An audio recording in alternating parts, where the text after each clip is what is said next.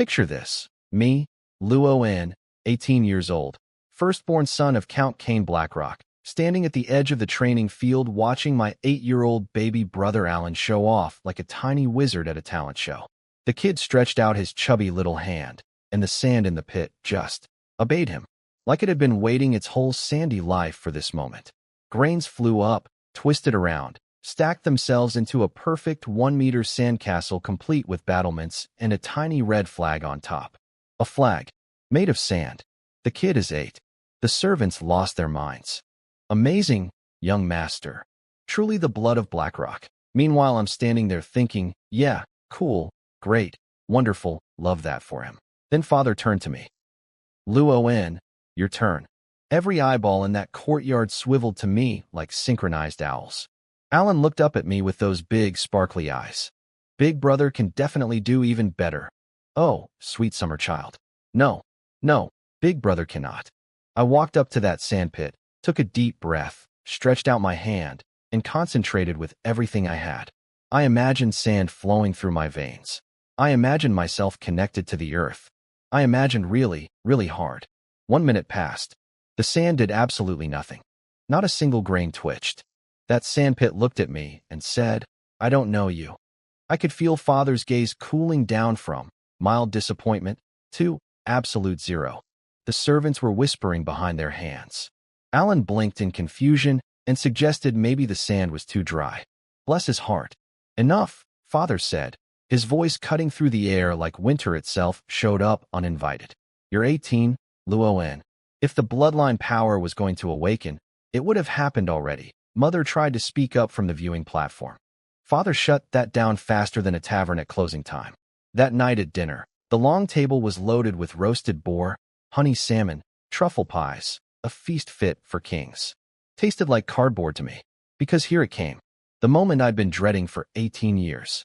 According to family tradition, father announced, members who cannot awaken the bloodline cannot inherit the title or territory. Yeah, see, here's the thing nobody knows. I'm a transmigrator. I came into this world as the firstborn son of a count, first in line to inherit everything. Perfect start, right? 18 years later, turns out I'm the only Blackrock in history who can't move a pebble with his mind. The universe really said, nice spawn point, now suffer. But I'd seen this coming from a mile away. I took a breath, looked father dead in the eyes, and said, I understand, father. I'm willing to give up my inheritance rights. The whole dining room froze. You could have heard a breadcrumb hit the floor. Father gave me 2 options. Option 1, keep the Blackrock name, get a knight's title, work as the family's business guy. Option 2, drop the family name entirely, take a pioneer certificate, grab my 2 guardian knights and their soldiers plus 100 farmers, and go carve out a life on the frontier. Now here's what father didn't say out loud. He actually wanted me to pick option 1.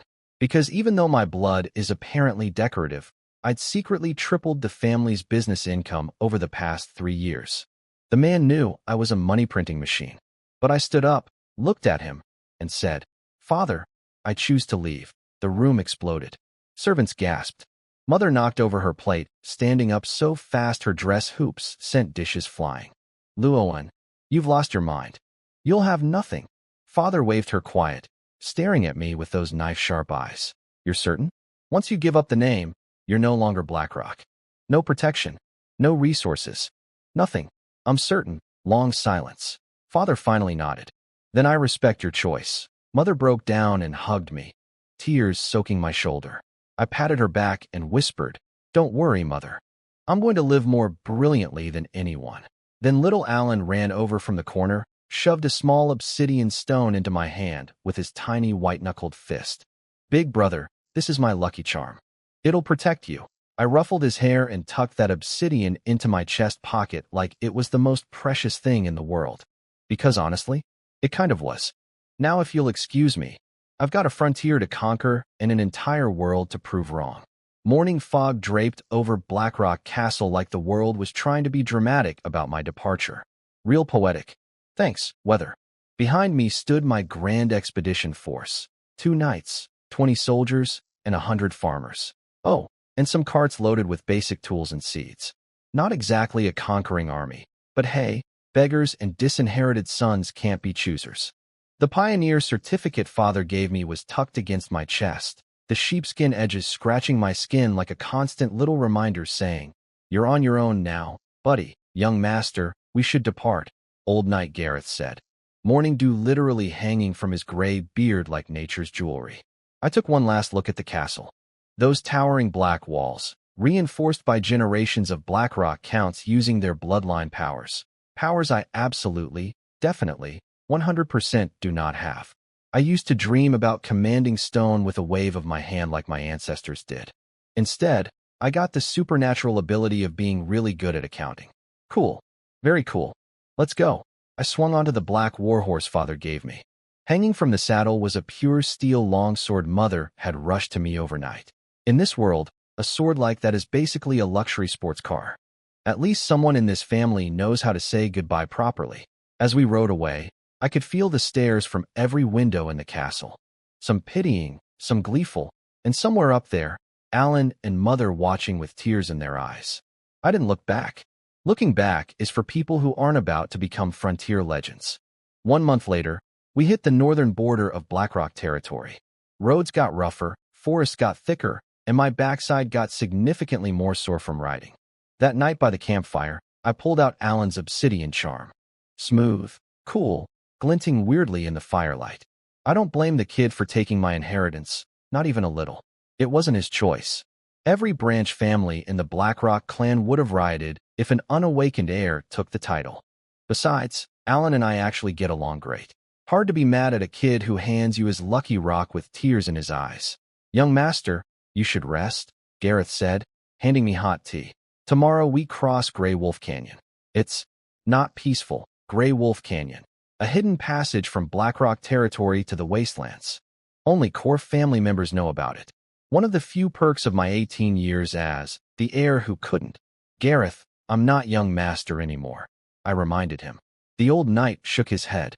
"In my eyes, you'll always be my young master." I was about to say something heartfelt when a sharp whistle ripped through the night. Wolves. There are wolves. The farmers started screaming, and the whole camp descended into chaos faster than you can say. Should have brought more soldiers. I jumped up and drew my sword. Moonlight lit up dozens of glowing green eyes creeping out of the tree line. The growling alone was enough to make my soul try to leave my body. "Protect the carts," Gareth roared, organizing the defense. The young knight Bran was already trading blows with a gray wolf, his sword flashing, blood spraying. Now here's the thing. I trained with swords since I was a kid. Night training, footwork drills, the whole package. But as the Count's firstborn, I'd never actually fought anything. My combat experience was exactly zero. My heart was pounding so hard I'm pretty sure the wolves could hear it. Then the Alpha charged straight through our line and came right at me. Because of course it did. I raised my sword on pure instinct. Wolf claws met steel, and the impact rattled my arms down to the bone. The Alpha's fangs were inches from my face, its breath hitting me like a wall of hot garbage.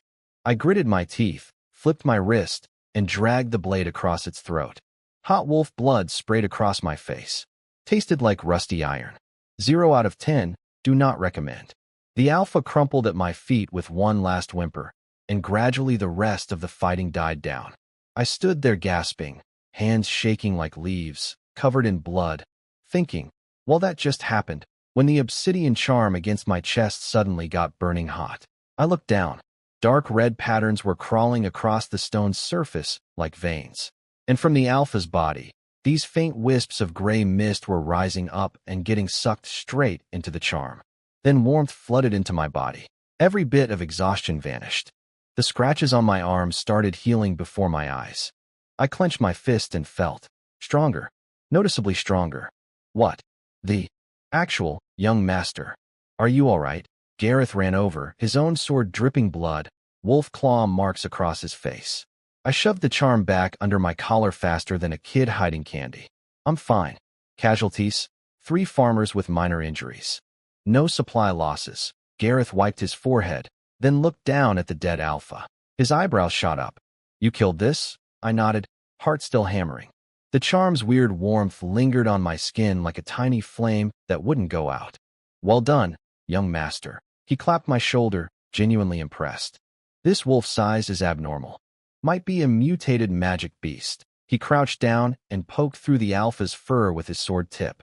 See these bone spurs at the joints? Normal gray wolves don't have these. No magic core though, so it hadn't fully mutated yet. I touched the charm through my shirt. If this was a magic beast, then those gray wisps the charm absorbed were. Everyone stay alert, Gareth ordered. Bran, get the bodies processed. It's still meat. We can add it to our supplies. Nothing says frontier adventure like eating the thing that just tried to eat you. I stepped aside and pulled out the obsidian charm by the firelight. Alan, what exactly did you give me? Later that night, I lay in my tent, wide awake. The charm pressed warm against my chest, that strange energy still circulating through my body like a slow, comfortable current. I closed my eyes, and in the darkness I could suddenly see something, my own bloodline, like tiny red streams flowing through every limb and vein. My eyes snapped open.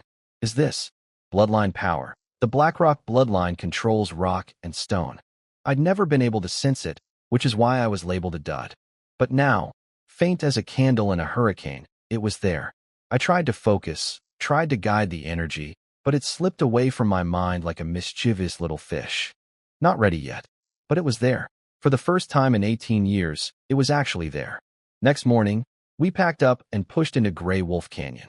Steep rock walls rose on both sides, casting the whole passage in gloomy shadow. Real cheerful place. 5 stars on the creepy ravines review. I rode forward, fingers unconsciously rubbing the obsidian charm. Stop! Gareth's hand went up.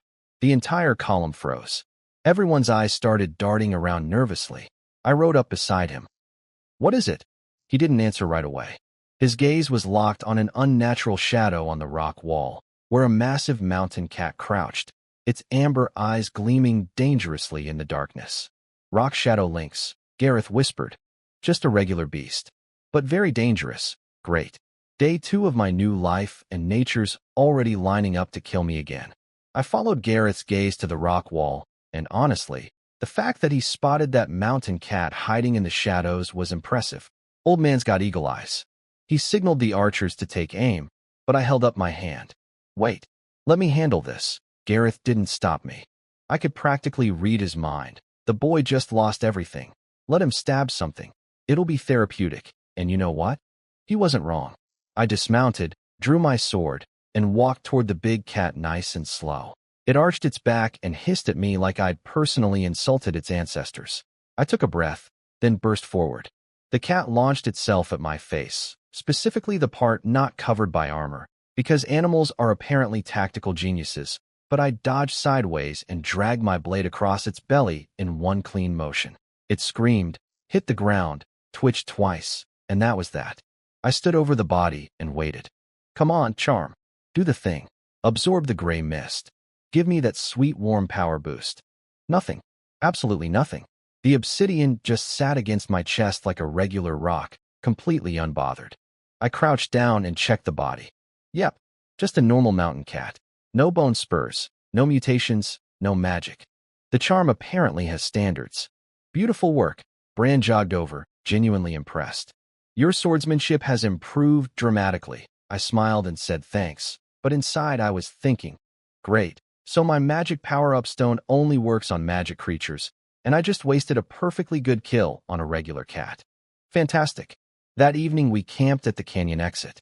I sat by the fire chewing on, and I wish I was joking, roasted wolf meat from last night's attackers. The circle of life, everybody. Something on your mind, young master? Gareth handed me another chunk of wolf steak. I hesitated, then figured I might as well fish for information without being obvious. Gareth, can you tell me more about magic beasts? What makes them different? The old knight stroked his beard like a professor about to give a lecture. The biggest difference is the magic core inside them, a crystal formed from concentrated magical energy. On the outside, magic beasts usually have abnormal size or mutated features, like the bone spurs on that wolf. But fully transformed magic beasts are terrifying. They can control supernatural forces. Ordinary people don't stand a chance. I nodded, putting the pieces together in my head. The gray mist the charm absorbed from the alpha wolf. That was probably magic energy, which means the charm feeds on magic beast power and channels it into my body, strengthening my bloodline. See, in this world, There are two ways to gain supernatural abilities. First, be born with an awakened bloodline, like every other Blackrock except yours truly. Second, train so hard for so many years that you break through human limits and forcefully awaken the ancient ancestor blood within you. That's what Gareth and Bran did. Decades of brutal physical training until their bodies literally evolved. I know my own talent level. Taking that second path would take me approximately forever. But if this charm can absorb magic energy and strengthen my bloodline directly, that changes everything. Next morning, we officially walked out of Grey Wolf Canyon and left Blackrock territory behind for good. Welcome to the Northern Wilds, also known as nature's attempt to make you feel small and afraid. Dead yellow grass stretched to the horizon, swaying in the cold wind. A few twisted dead trees stood in the distance, looking like they'd given up on life but were too stubborn to fall over. Relatable, honestly. Young master, this is true wilderness now, Gareth rode up beside me, pointing at distant mountain silhouettes. Another month west, and we'll reach the development zone your father designated. Bran pulled out a yellowed sheepskin map. According to the Count's survey, the area has a river running through it and relatively fertile soil. I took the map and traced the red boundary lines with my finger. At least father didn't send me to a complete wasteland. Small mercies. Then a hunting falcon dropped onto Bran's shoulder out of nowhere. Bran stroked its feathers, and his face went pale. A magic beast, a crimson flame lion. It's heading straight for us. I'm sorry. A what? Crimson flame lion? Gareth's voice went from calm veteran to razor sharp in half a second. Everyone, defensive formation now. Archers ready. The whole column snapped into battle mode. 2 archers dismounted and knocked armor-piercing arrows. Bran's falcon circled overhead, screeching warnings. My throat went dry. I'd read about crimson flame lions in Father's Magic Beast Encyclopedia back when I had access to nice things like libraries. Adult specimens stand almost 2 meters at the shoulder. They breathe fire. Their fur resists normal blades. Basically a nightmare wrapped in a mane. Young master, get to the rear. Gareth had already drawn his sword. And when I say sword, I mean that thing was more like a small door. The blade was several times wider than a normal 2-handed sword and gleamed with the cold blue tint of refined steel. On the horizon, a red shape was barreling toward us at terrifying speed. Gods above, one of the archers whispered. I finally got a good look at the thing and immediately wished I hadn't. It was even bigger than the books described. Its fiery mane literally looked like it was burning, and every time its massive paws hit the ground, the dead grass turned black and charred beneath them. Worst of all, inside its open mouth I could see an orange glow building. Fire, ready to launch. Fire, Gareth bellowed. 2 arrows screamed through the air. The lion dodged one, because of course a 2-meter fire-breathing murder cat is also agile, and the second buried itself deep in its shoulder. The beast roared so loud my teeth rattled, and a fireball exploded from its jaws. Then Gareth did something I will never forget for as long as I live. He'd already stripped off his armor. With a thunderous shout, his body just expanded. Muscles swelled up like boulders, ancient patterns crawled across his skin, and in the blink of an eye, the old knight was nearly 3 meters tall. That massive door sword now looked like a regular one-hander in his giant grip. Completely casual.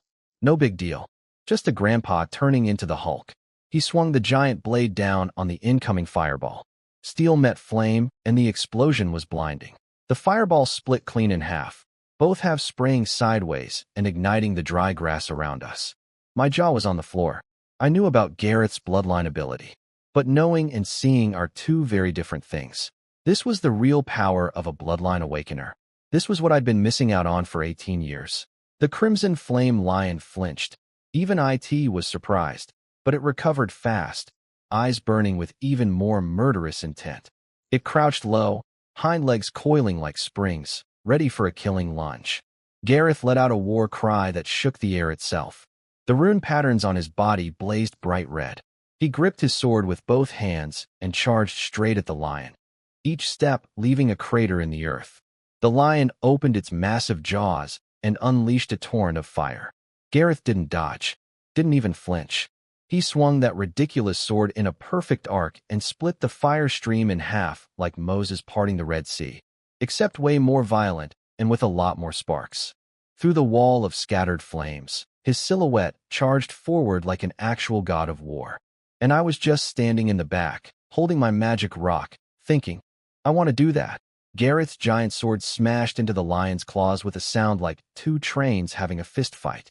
The old man's arms were bulging like watermelons, and he actually pushed the crimson flame lion backward.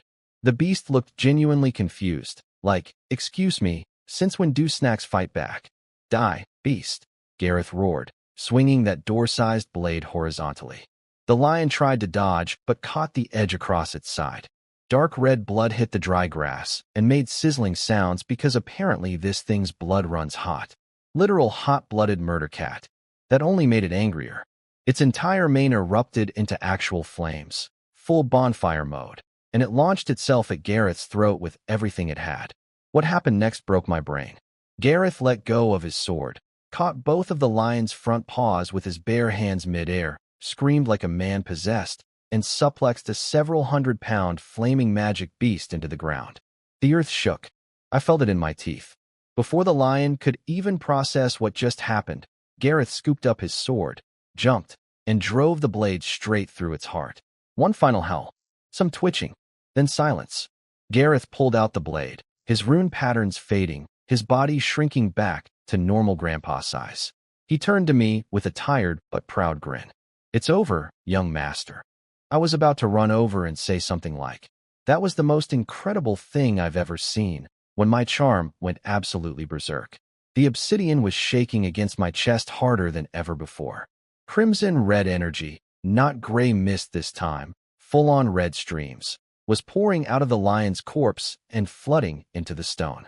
And somehow, nobody else could see it. Just me and my magic rock having a private moment. Young master, are you all right? Gareth stepped toward me and got bounced back by an invisible force field. Because apparently I was floating now. My body was floating in the air. My spine arched, every muscle seized, and this raw, burning energy crashed through me like a tidal wave. The lion's magic power was being converted by the charm into pure life force, and that life force was feeding directly into my bloodline like premium fuel into an engine that hadn't started in 18 years. My bones made these horrible cracking sounds. My muscles were visibly restructuring themselves. Rune patterns, similar to Gareth's, but way more complex, started crawling across my skin like living tattoos, shifting and dancing. This is impossible. Gareth dropped to one knee, staring at me with his jaw on the ground. His body is breaking through its limits. This is a bloodline awakening. Then things got really weird. Bran's sword ripped itself out of its sheath and flew toward me. Then every piece of metal in the camp, iron pots, daggers, horseshoes, launched into the air and started orbiting around me like I was a metal-themed planet. A tornado of kitchenware and weapons just spinning around my floating body. Gareth's giant sword was shaking so hard in his hands the handle was burning hot. Everyone in camp stood frozen, dead silent, staring at the quiet, bookish young master who was now hovering in the air, surrounded by a cyclone of flying metal. I opened my eyes. Everything looked different, sharper, brighter. My pupils had turned solid gold. The silver light faded. I drifted back down. The moment my toes touched earth, every piece of metal within 10 meters dropped to the ground with a collective clang. I looked at my hands. The rune patterns slowly sank beneath my skin, but the power, the power was still there, roaring through me like a river. I could feel every single metal object around me. The swords, the pots, the horseshoes, the buckles on people's belts. They were all part of me now, like extra limbs I'd just discovered. Metal control, I whispered, flexing my fingers. Gareth was the first to recover. He dropped to one knee, fist pressed to his chest, voice trembling with emotion. Young master, you've awakened. Bran and every guard followed suit, kneeling with genuine awe in their eyes. I took a deep breath. The charm had gone quiet against my chest, but my connection to metal was getting clearer by the second. On a whim, I reached out with my mind. The sword on the ground hummed and flew into my hand like a loyal dog answering its master's call. So this is bloodline power. I ran my finger along the blade's edge. The sharp metal actually pulled away from my skin on its own, refusing to cut me. My own sword was being polite to me. Bran winced slightly. It's a shame it's not rock control. If it were, you could still go back and compete for the Count's title. Yeah, I knew what he meant. Rock control is the Blackrock specialty. Metal control? That's something completely different. No branch family would accept me as heir with the wrong power. But honestly, standing there with liquid power surging through every fiber of my being, feeling the weight and shape of every metal object within range, I touched the obsidian charm and smiled. No, Bran. I clenched my fist around the sword. The blade twisted and melted into flowing liquid metal, reshaping, then reformed back into a perfect sword that I slid smoothly into its sheath. Blackrock was never meant for me. This is my real path, a hawk screamed overhead. Bran snapped to attention. Someone's coming, hoofbeats. Lots of them. A squad of fully armed knights was charging toward us at speed, flying a banner with a blood-red hammer. Bloodhammer Mercenary Corps, Bran shouted. Now, the Bloodhammer boys have a decent reputation back in the northern provinces of the Anderson Kingdom. Keyword, back in the provinces. Out here in the lawless wilds, nobody was betting they'd stay polite. Garrett's face went stone-cold serious. His hand was back on that ridiculous sword. Bran scrambled to form a defensive ring around me. Young master, we need to retreat immediately, Gareth growled. We just fought a crimson flame lion. We're in no shape for. Bran was already pulling horses up. Please mount up, young master. I didn't move. Instead, I gently pushed Gareth's sword hand down. Relax, but young master. The Bloodhammer Mercenary Corps, I said, keeping my voice perfectly calm, is a chess piece I placed in the northern wilds 3 years ago. Gareth and Bran stared at me like I'd just grown a second head. You what? Bran choked out. Yeah, surprise. The useless eldest son who couldn't move a pebble? He wasn't just sitting around feeling sorry for himself for 18 years. Some of us were planning. The hoofbeats got louder and the lead rider came into view, a massive scar-covered brute with an eye patch. One eye, Carl, leader of the Bloodhammer Mercenary Corps, looking exactly like someone central casting would send if you ordered, intimidating warrior, extra crispy. And then he did something that made Gareth's jaw physically detach from his face. Carl stopped 10 steps away, jumped off his horse, dropped to one knee, and said, My lord, forgive us for arriving late. 30-something mercenaries behind him dismounted and knelt in perfect unison, like they'd rehearsed this. Which, to be fair, they probably had. I'm a details guy. Gareth was making sounds, but none of them were words. This. I walked over and helped Carl up like it was the most natural thing in the world. Good work. How's Greystone Valley looking? Carl's one good eye lit up like a kid on his birthday. Everything's set up just as you ordered, my lord. We've cleared and developed Greystone Valley. It's ready for you to take over. Bran finally couldn't take it anymore. Young master, when did you? I turned to my 2 loyal knights with a smile I'd been saving for 3 years. Since I took over the family business at 15, I touched the obsidian charm on my chest. I knew back then I'd never awaken the Blackrock bloodline. The inheritance was never going to be mine. So I made other plans. I looked toward the distant horizon where Greystone Valley waited. If I can't inherit a territory, I'll build one. Gareth and Bran stared at each other. I could practically see the gears turning behind their eyes as 18 years of, oh, poor talentless young master, got violently rewritten in real time. Carl handed me a sheepskin map with a respectful bow. My lord, here's the detailed terrain survey of Greystone Valley. Per your instructions, we've built fortifications at the valley entrance, cleared 50,000 acres of farmland, and started mining the iron, ore, and rock salt deposits. I unrolled the map and nodded. Those 2 mineral deposits were the entire reason I picked Greystone Valley in the first place. Iron and salt. One makes weapons, the other makes money. A man needs both.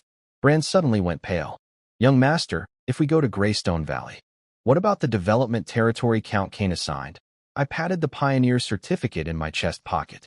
That's his business, not mine. This certificate doesn't specify where I have to develop. We're not his vassals. See, pioneer certificates are issued by the kingdom. Successfully develop a territory and you become a direct noble under the crown, not a subordinate of Daddy Blackrock. The spot father picked for me was decent enough, but decent doesn't beat 3 years of secret preparation. Not even close. Brilliant. Bran's eyes went wide with the look of a man who just realized his boss is playing 4-dimensional chess. Carl whistled, and his men brought over several gorgeous horses. My lord, we traded these from the nomad tribes. Excellent stamina. I swung into the saddle, and the moment I settled in, my new metal control ability hummed to life. Every metal piece on the saddle, buckles, rivets, stirrups, resonated with me. The horse felt like an extension of my own body. I barely squeezed my legs, and the stallion understood exactly where I wanted to go. Being a metalbender has perks. Move out. Destination: Greystone Valley. As we rode, Gareth pulled alongside me, unable to contain himself any longer. Young master, how did you manage all this behind everyone's backs? I smirked. Remember that merchant caravan I had you escort 3 years ago? Gareth's eyes went huge. That wasn't a merchant caravan. Nope. First wave of settlers. I gazed at the horizon. Every year after that, I used business trips as cover to smuggle in supplies and people. Carl's crew looked like mercenaries on the surface. In reality, they've been my private army this whole time. Bran, eavesdropping from the other side, looked like his brain was short-circuiting. Young master, you were 15 when this started? I just smiled. Half a day later, a canyon appeared on the horizon. Greystone Valley, a natural fortress surrounded by mountains on 3 sides, with the only entrance now sporting a massive wall. We're here. Carl pointed ahead, barely containing himself. Welcome to your domain, my lord. Guards on the wall spotted our banners and blew their horns. The heavy wooden gates swung open and a chorus of voices rang out. Welcome, lord. I rode through the gates and my heart actually skipped a beat. Neat farmland climbed the hillsides in terraced rows. New houses stood in tidy clusters. In the distance, smoke rose from a blacksmith's forge. And in the center of the valley, a stone castle stood nearly complete. Clearly years in the making, not some rushed job. A middle-aged man hurried over with several craftsmen and bowed deeply. My lord, the main structure is finished per your blueprints. 1 more month and the castle will be complete. I dismounted and helped him up. Thank you for your hard work, Master Morris. The man got emotional. It's my honor to serve you. Gareth spotted Morris and his face twisted into the most priceless expression I've ever seen. Morris? Didn't you tell me you were going to live with relatives in Three River territory? Oh, this was going to be good. See, Morris was the most famous architect in Blackrock City. 3 years ago, he offended some baron under father's command and couldn't stay anymore. Gareth personally escorted him out of Blackrock territory, thinking the old man was heading to family in Three River. Instead, he came here to build MY Castle in MY Secret Valley. Morris stroked his white beard nervously and let out an awkward laugh. Well, technically, Gareth, old friend, I did go to family. He grabbed a young craftsman standing nearby. See, this is my nephew Andrew. He's right here. Family. Technically correct. Gareth stared at the sheepish young man, then at Morris, then back at the young man, and appeared to temporarily lose the ability to speak. I clapped Gareth on the shoulder. Master Morris is the architectural expert I recruited from Blackrock territory, and his nephew Andrew genuinely is here helping. So he wasn't lying. Just creatively truthful. Bran leaned over to Gareth and whispered, Brother, I think our young master has been playing us like fiddles for a very long time. Carl bellowed at the crowd. All right, everyone, stop standing around. The lords had a long journey. Let's get inside and rest. We headed toward the administrative hall beside the castle. Carl's people whisked the farmers and soldiers away to get settled in. Along the way, I inspected the valley's development and kept nodding. 3 years of investment, all paying off beautifully. Inside the hall, Morris rolled out a detailed blueprint. My lord, per your master plan, Greystone Valley is divided into 3 zones: military, residential, and workshop. The residential and workshop areas are mostly done. Iron and salt mining are underway. I studied the plans carefully. Good. Speed up the fortifications. The bandits and nomad tribes in the eastern wastes won't sit quietly while we grow. Carl thumped his chest. Don't worry, my lord. My boys train every day. We've already wiped out 7 mid-sized bandit groups. I turned to Morris. Forge output, 50 iron ingots per day. Barely enough, he paused. But if we had more skilled blacksmiths, right? More blacksmiths, more miners, more soldiers, more everything. Building an empire from scratch is basically an infinite shopping list. But standing in MY Hall, looking at MY blueprints, surrounded by MY people, with newly awakened metal powers humming in my veins. I'd say the useless eldest son is doing just fine. Don't worry about blacksmiths, I said, pulling out a letter like a magician pulling a rabbit from a hat. I've already contacted the blacksmith guild in Iron Hill territory.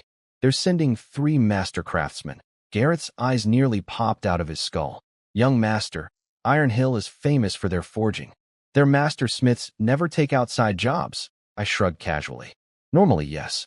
But the Baron of Iron Hill got himself into a business mess last year, and I happened to bail him out. He owes me a favor. Bran couldn't help himself. Young master, exactly how much preparation did you do? I glanced around the room at all their stunned faces and smiled. Not too much. Not too little. Just enough to get us started. Look, after I figured out I was getting kicked out of Blackrock, was I supposed to just not squeeze every last drop of value out of my dear old dad's territory? I served that family faithfully for 3 years. I tripled their income. And I even left them the glass workshop. That thing prints money like a goose laying golden eggs. I'm not heartless, but I'm also not stupid enough to set up a glass operation here. A luxury industry like that would attract every hungry noble in the kingdom, and without the Blackrock name to scare people off, I'd be a lamb walking into a wolf convention. No, Greystone Valley needed a different strategy. I tapped the table, and all eyes locked on me. I have a new industrial plan for Greystone Valley. Morris whipped out a little notebook. Carl perked up like a dog hearing the treat bag. Bran and Gareth exchanged looks. They'd seen me work the business side before. 3 years ago, a 15-year-old kid tripled BlackRock's commercial revenue in 6 months. They knew what I was capable of when I said, I have a plan. First industry. Forging. My fingers circled the iron vein on the map. But not ordinary ironwork. I flipped my hand, and the iron candlestick on the table twisted and reshaped itself. Right there, in front of everyone, it morphed into a gleaming dagger. Refined steel, the kind that costs a fortune. The room went dead silent. Gareth sucked in a breath so hard I thought he'd inhale his own mustache. Young master, your ability can synthesize refined steel. Bran's brain immediately went to math mode. A regular dagger costs 5 silver coins. A steel dagger goes for at least 5 gold coins. The profit margin alone. I laughed and shook my head, morphing the dagger back into a candlestick. My ability can refine steel, but the output is limited. I can't exactly sit here all day making daggers one by one. That's not how you build an empire. I paused, letting the suspense build, because honestly I was enjoying myself.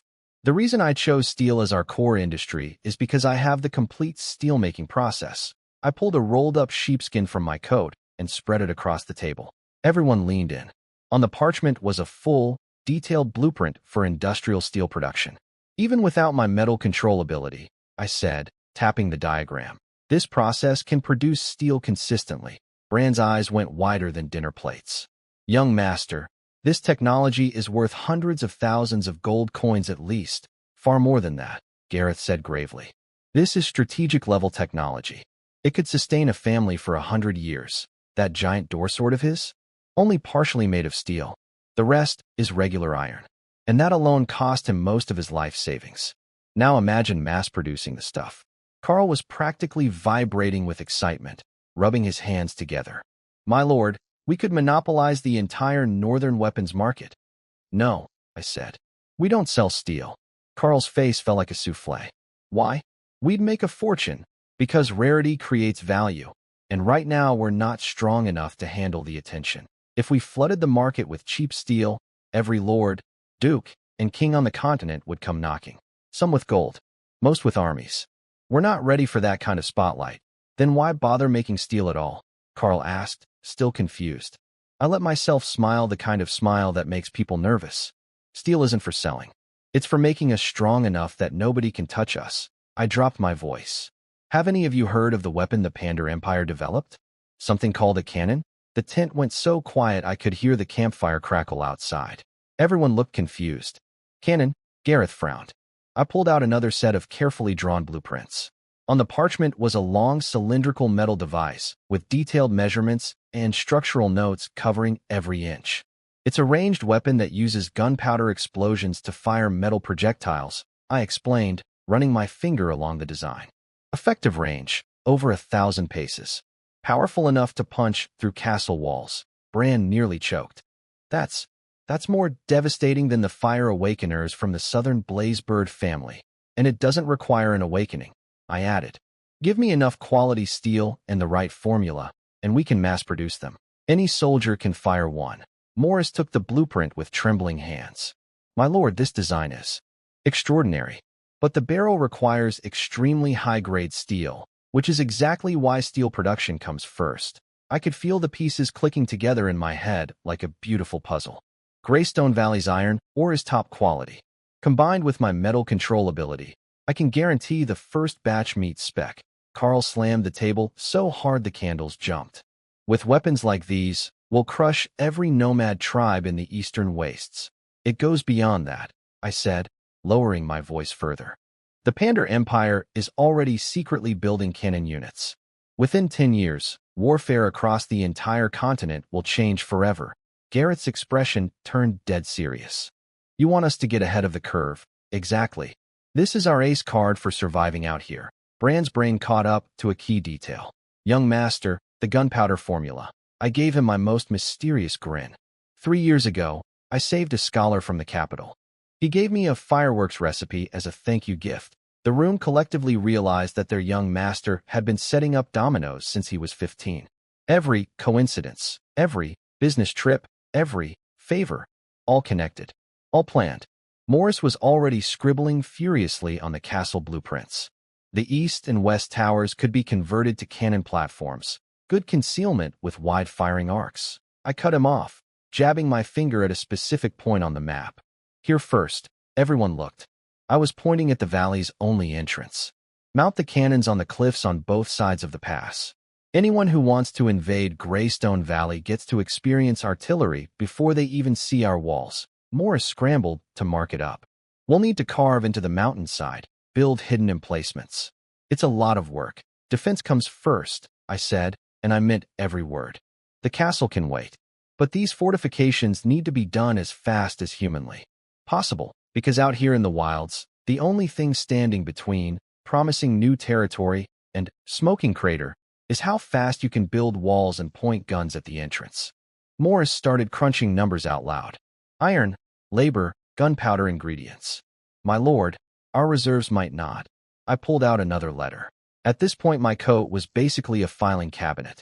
Already handled. A merchant caravan from Three River Territory will deliver the first shipment of saltpeter and sulfur in 1 month. As for charcoal, we make that ourselves. Gareth shook his head slowly, the look on his face somewhere between admiration and mild terror. Young master, you've thought of everything.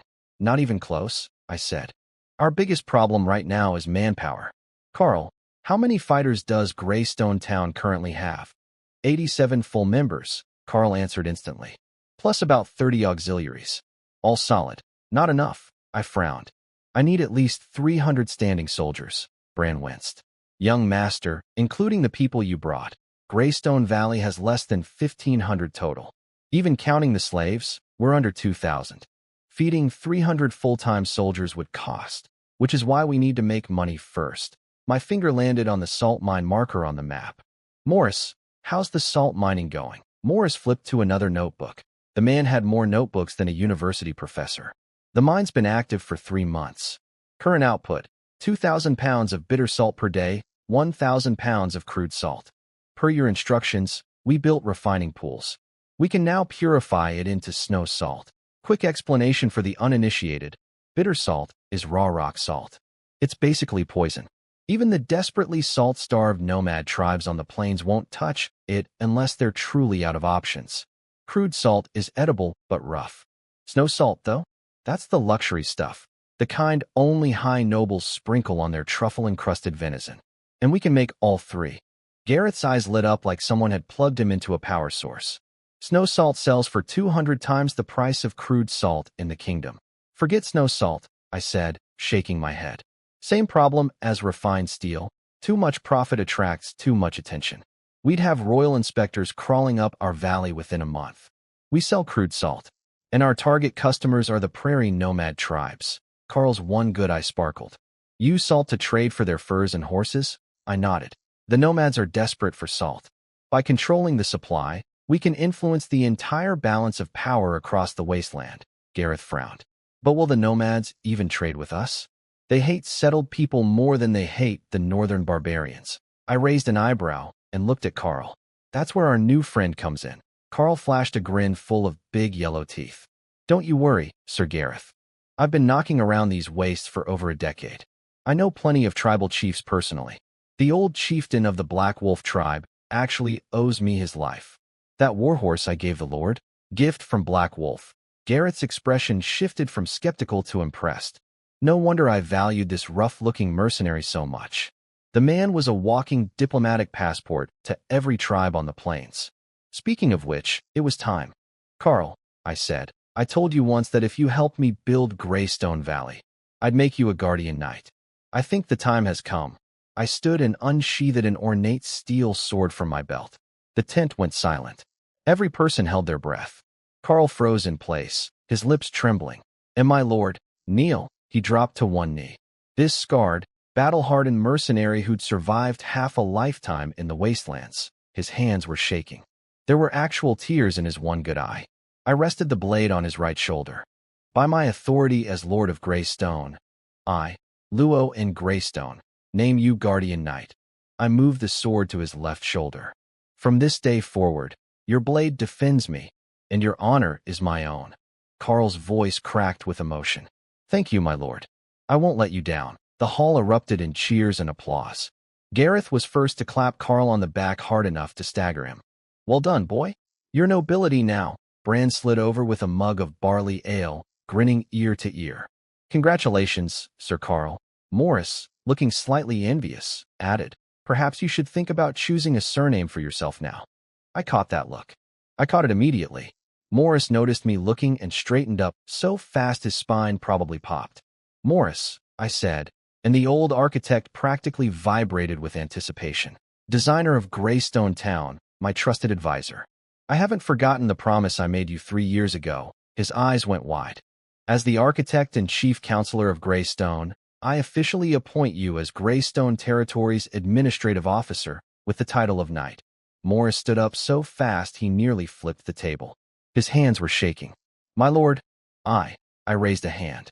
You've earned it. Your talent and loyalty deserve this honor.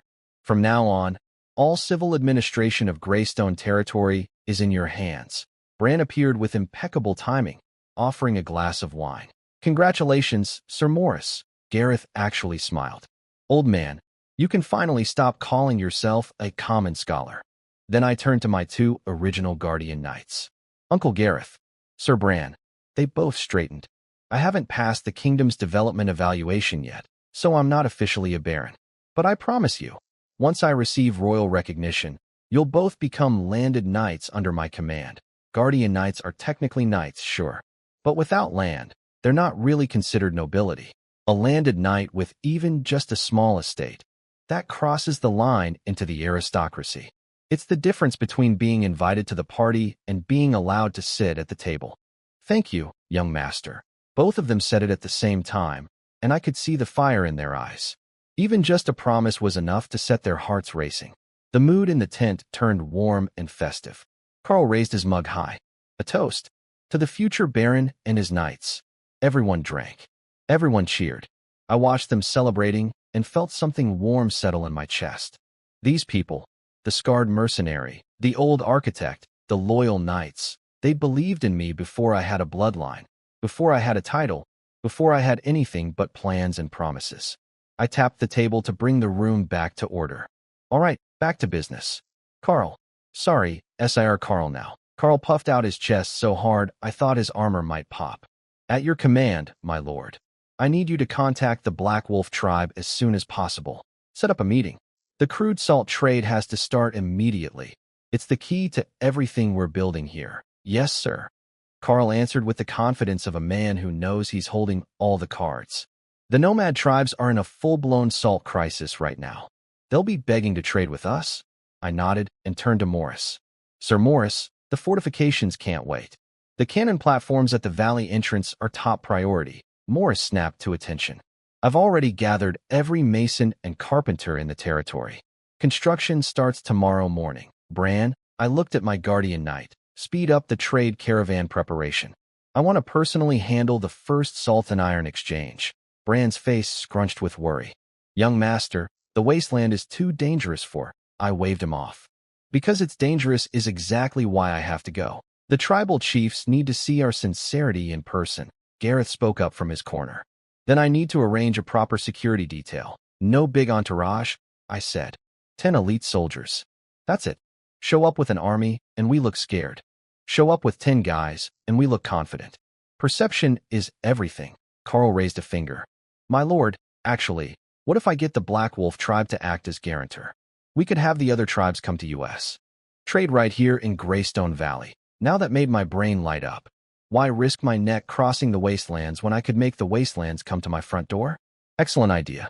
Set it up through Black Wolf. The meeting wrapped up, and everyone scattered to their tasks. I stood alone in the center of the tent, staring at the map of Greystone Valley pinned to the wall. My territory, my plan, my future. This was only the beginning. And with memories from another life plus 3 years of scheming in this one, I intended to carve out something that would make every noble in the kingdom choke on their wine. 2 weeks later, Greystone Valley was humming. Hammers rang in the workshops. Soldiers drilled on the training grounds. Farmers had been assigned homes and fields. The whole territory ran like a well-oiled machine under my direction, and I'm not being modest, I'm being accurate. I stood on the castle's high platform, looking down at the valley. In the distance, Morris was directing workers on the entrance fortifications. Carl's cavalry squad patrolled outside the valley walls. My lord, the first batch of salt has been refined. Morris came hurrying up, cradling a small bag of crystals that sparkled pure white in the light. Snow salt. The good stuff. I pinched a tiny bit and tasted it. Clean. Sharp. Perfect. Quality is excellent. This alone will drive the nomad tribes absolutely insane. Morris beamed. As you instructed, we only refined a small amount into snow salt. The bulk is crude salt, but even our crude salt is 100 times better than the salt dirt those tribes normally eat. Perfect. I narrowed my eyes. This batch of salt is the key that opens the wasteland trade door. I looked over at Carl. When does the Black Wolf delegation arrive? Carl stepped forward, his armor clinking softly. My lord, the Black Wolf envoy is already on the road. Expected before sunset tomorrow, the chieftain's own son is leading the group personally. A sign of respect, I nodded slowly. The chieftain's son coming himself. They weren't treating this as casual business. They were serious. Good. So was I. Uncle Gareth, is tomorrow night's reception ready? Gareth answered from the shadows like a bodyguard who'd been standing there the whole time without anyone noticing. Prepared according to noble etiquette. Full banquet, he paused. Given the nomad's customs, I also had the kitchen prepare extra roasted meat and strong liquor. Smart man. You don't invite steppe warriors to a dinner party and serve them finger sandwiches. Morris, take the new snow salt and package it into small bags. 1 pound each, no more. Tomorrow night, I'm giving them to the Black Wolf envoys as welcome gifts. Morris scribbled notes. How many portions? 20. I thought it over. They'll take them back for the important people in their tribe to taste. Wrap each one in our finest silk. I want them to understand the value of what we're offering before we even start talking prices. Nothing sells a product like luxury packaging. Marketing 101, courtesy of a past life. Suddenly, hoofbeats thundered from the distance. A scout came galloping in and dropped to one knee at the base of the stairs. My lord, patrol spotted smoke signals to the southeast. Using the agreed code, the Black Wolf tribe has arrived early. The camp stirred with nervous energy. Bran, ever the professional warrior, immediately blew the alert horn. Soldiers began assembling. I raised my hand. Everyone relax. Carl, Uncle Gareth, you're with me. We're going to greet our guests. Carl hesitated, eyeing the setting sun. My lord, it's getting dark. Perhaps wait until morning. No, I was already walking down the stairs. They came early. That means either they're in trouble, or they're so desperate to trade they couldn't wait one more day. Either way, that's worth me showing up personally. 10 elite horsemen assembled at the castle gate in minutes. I swung onto my horse, my black cloak catching the wind like a pair of wings. Dramatic? Maybe. Effective? Absolutely. By the time we reached the valley entrance, night had fallen. Through the trees, I could see a line of torches, about 30 riders approaching. The man at the front was young, draped in a wolfskin cloak, wearing a necklace of beast fangs. Every inch of him screamed, "I kill things bigger than you for fun." "That's the chieftain's son," Carl whispered. "Goes by Grey Fong. His name is Wolf. At his coming-of-age ceremony, he solo-killed a wasteland grizzly bear. Of course he did. Because why wouldn't the first diplomat I meet out here be a teenage bear murderer?" I nodded calmly, studying the approaching group without letting anything show on my face. Poker face, engaged. When our two groups were 20 steps apart, I raised my right hand to halt, then rode forward with Carl alone. "In the name of salt and iron, welcome friends of the Black Wolf tribe," Carl called out in fluent wasteland dialect. Smooth as butter. Worth every coin I'd invested in this man. Wolf dismounted and strode right up to our horses. Up close, 3 savage claw scars running down his left cheek were impossible to miss. This guy wore his resume on his face. "Carl, my brother." His voice was deep and warm despite his terrifying appearance. "I bring greetings from my father. We're honored by the chieftain's greeting," Carl said, then gestured toward me with practiced elegance. "Brother Wolf, allow me to introduce my lord. Luo N. Greystone, Lord of Greystone Valley." Wolf's sharp eyes locked onto me. I could feel him taking inventory. The fine noble clothes, yes, but also the well-used long sword at my hip and the short bow hanging from my saddle. He was checking if I was just another soft noble or something more. "Lord Greystone," Wolf said in accented common tongue, performing a traditional wasteland greeting bow. "The Black Wolf tribe salutes you. My father asked me to bring his token of friendship." He pulled out a necklace made of wolf fangs and obsidian beads, presenting it with both hands. The fangs glowed pale white under the moonlight. I took the necklace and ran my fingers across the surface. Tiny carved markings, totemic script unique to the wasteland tribes. Thanks to every book about nomad culture I devoured back in Blackrock's library, I could recognize one of the symbols. It meant, friend, not bad for a first date. "Thank you for this generous gift." I took the wolf fong necklace and placed it around my own neck with both hands. Wolf's eyebrows shot up. Apparently wearing a tribal gift immediately is a big deal in nomad culture. It means you accept their friendship without hesitation. I didn't learn all those books about wasteland customs for nothing, people. "I also have something for the friends of the Black Wolf tribe," I said, gesturing to Gareth. The old knight stepped forward carrying an ornately carved wooden box. I opened the lid myself, revealing 20 small packages wrapped in deep crimson silk, arranged in perfect rows. Presentation matters. Always. "This is snow salt, brought from beyond the mountains. Please take these back for Chief Black Wolf and his elders to taste." Wolf carefully picked up one of the silk bundles. His fingers were actually trembling as he unwrapped it. When those pure white crystals caught the moonlight, the man gasped like he'd just seen a miracle. This is purer than anything southern merchants sell." He touched a grain to his tongue, and his eyes went so wide I thought they might fall out. "No bitterness. Not a single impurity. Whiter than snow. If all the salt you trade is like this, the Black Wolf tribe will be Greystone Valley's most loyal ally." He was clutching that little silk bag like it was his firstborn child. Carl jumped in with perfect timing, his voice dripping with just the right amount of regret. "I'm sorry, brother, but this grade of salt, even beyond the mountains, only the greatest lords can afford it. Our lord spent a fortune importing this batch just to welcome you properly." Wolf's face fell. "Hook, line, and sinker." I smiled warmly. "Don't worry, my friend. Even our crude salt will be 100 times better than the salt dirt on the wasteland. I guarantee zero bitterness." "Really?" Wolf perked right back up, looking at Carl for confirmation, because apparently the scary one-eyed mercenary is more trustworthy than the well-dressed lord. "Fair enough. Brother, when have I ever lied to you?" Carl thumped his chest and threw an arm around Wolf's shoulders like they were old drinking buddies.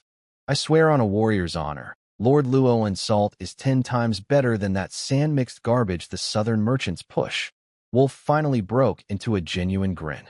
He turned and barked something in tribal dialect to his warriors, and 20-something Black Wolf fighters erupted into cheers, waving their torches through the night air like it was a festival. I knew the moment was ripe. "Wolf, why don't we continue this conversation inside? I've had roasted meat and strong liquor prepared. Let's eat and talk." "Deal." Wolf agreed instantly. Then he paused, glanced around, and lowered his voice. Lord Greystone, there's actually an urgent reason I came early. My eyes sharpened. Go on. 3 days ago, our hunters found Blood Eagle scouts in the Deadwood Forest to the south. Wolf's expression turned dead serious. They were surveying your territory's defenses. Carl's hand flew to his sword. Blood Eagle tribe? They're supposed to be up north in the Red Rock Mountains. They were, Wolf said grimly. But this year's drought killed off the game. The Blood Eagles have been migrating south, raiding smaller tribes. My father thinks they might target Greystone Valley next. I paused for exactly 2 seconds, then let a cold smile spread across my face. Perfect timing, Carl frowned. My lord, the Blood Eagle tribe isn't like the other nomads. They're hunters and fishers, the most vicious tribe in the southern wasteland. Word is they have 3 awakened berserkers. I held up my hand to cut him off. Which is exactly why we need a decisive victory to establish our reputation. I turned to Wolf. Thank you for the warning. This only strengthens my resolve to ally with Black Wolf. Wolf straightened up proudly. My father said if Greystone Valley trades salt and iron at fair prices, the Black Wolf tribe will send 200 elite warriors to help defend your territory. Generous offer. But not the one I wanted. I raised my hand for silence, my voice calm and steady. Wolf, please tell your chief this. Greystone Valley doesn't need its friends to bleed for us. Instead, I'd like to invite the Black Wolf warriors to enjoy a front-row seat to a spectacular hunting show. Wolf blinked. Hunting show? Carl suddenly understood what I meant, and a vicious grin crept across his scarred face. With the Blood Eagles as the prey? That's a delicious choice. I nodded, fingers absently tracing my sword handle. Morris, how's the gunpowder production coming? Morris, who'd been standing quietly in the back like a piece of furniture that takes notes, answered immediately. Per your specifications, we've prepared 10 barrels. That's all the raw materials we currently have. That'll do. I turned back to Wolf. Would you and your warriors care to stay in Greystone Valley for a few extra days? I'd love to show you our special welcome ceremony. The confusion in Wolf's eyes slowly transformed into excitement. Lord Greystone, are you planning to ambush the Blood Eagles? Not an ambush, I said, and my smile could have frozen the desert. An education. I intend to teach them that some territories are simply not worth coveting. That night's banquet filled the castle hall with light and noise. I'd ordered every single candle lit. The whole place blazed like noon. The long table groaned under roasted whole lamb, honey wine, and fresh bread. On the wasteland, any one of those things would be considered a luxury.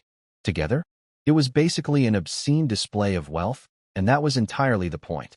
Wolf and his warriors were practically drooling. But when the servants brought out the salt bowls, just sitting there on the table, available for anyone to use like it was no big deal, the Black Wolf boys lost their collective minds. This much salt, just sitting out, for everyday use. Wolf reverently pinched a bit of the slightly greenish crude salt, placed it on his tongue, and closed his eyes in pure bliss. No bitterness. Truly no bitterness. Watching this man have a spiritual experience over table salt, I knew this trade deal was basically sealed. I raised my cup. To our friends from the Black Wolf tribe. Halfway through the feast, Bran slipped into the hall and whispered in my ear. I let my brow furrow for half a second, then smoothed it out. Wolf, our scouts just reported that the Blood Eagle vanguard has reached the Deadwood Forest, about 10 miles from Greystone Valley. Roughly 200 fighters. They'll likely attack at dawn. Every Black Wolf warrior in the room tensed up. Hands went to weapons. Wolf stood. Do you need our warriors' help? I waved him off with a casual hand, took another sip of wine, and smiled. No need. In fact, I'd love for the mighty warriors of the Black Wolf tribe to sit back, relax, and watch Greystone Valley work. I looked around the banquet hall at Wolf and his warriors, all of them buzzing with nervous energy about tomorrow's attack. Everyone, enjoy the food and drink tonight. Tomorrow morning, I'll take you up to the walls for the best show you've ever seen. The Black Wolf boys exchanged confused glances, but Carl and my soldiers looked so relaxed they figured it couldn't be that bad. They went back to drinking. Late that night, after the Black Wolf warriors were tucked into their guest rooms sleeping off the honey wine, I called an emergency meeting in the war room.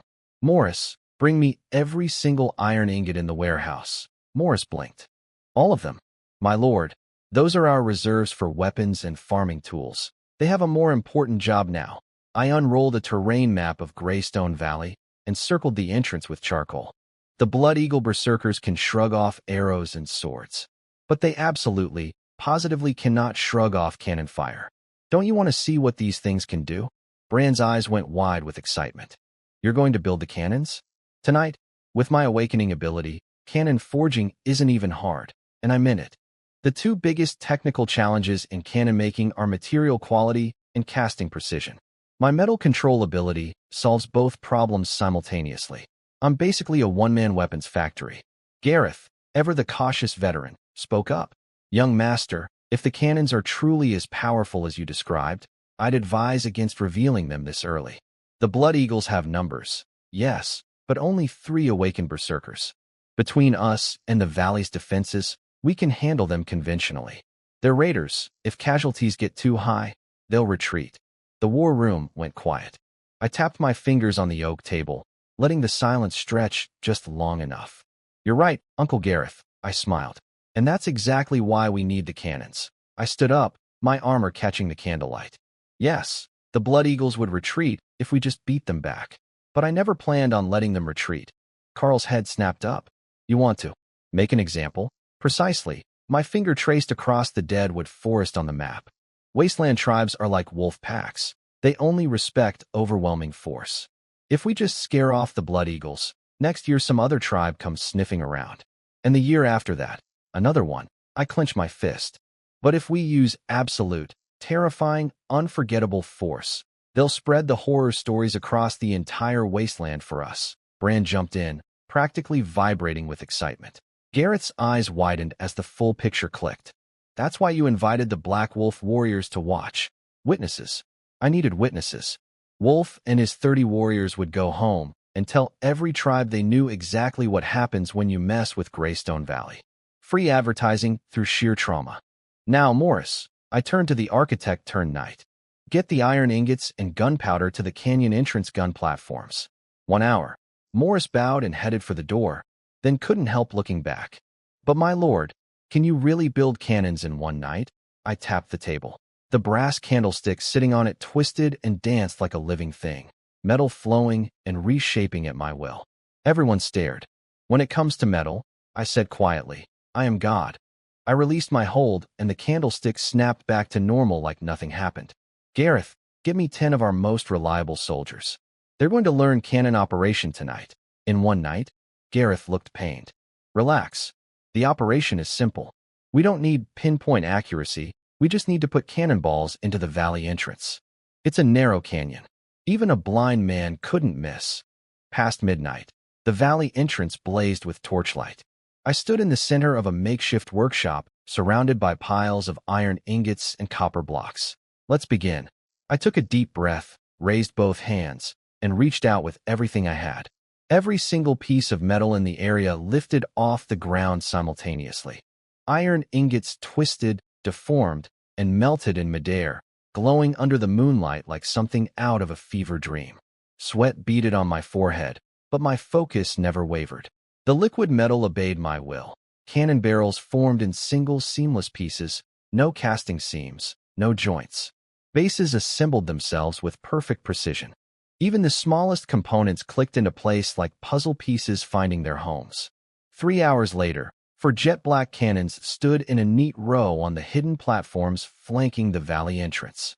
Under the moonlight, these war machines gleamed with cold menace, their mouths pointed straight at the killing ground below. Morris ran his trembling hands along the barrel surface. This is perfect. His voice was barely a whisper. It's completely seamless. There's no trace of forging or casting at all. It's like it grew from a single piece of metal.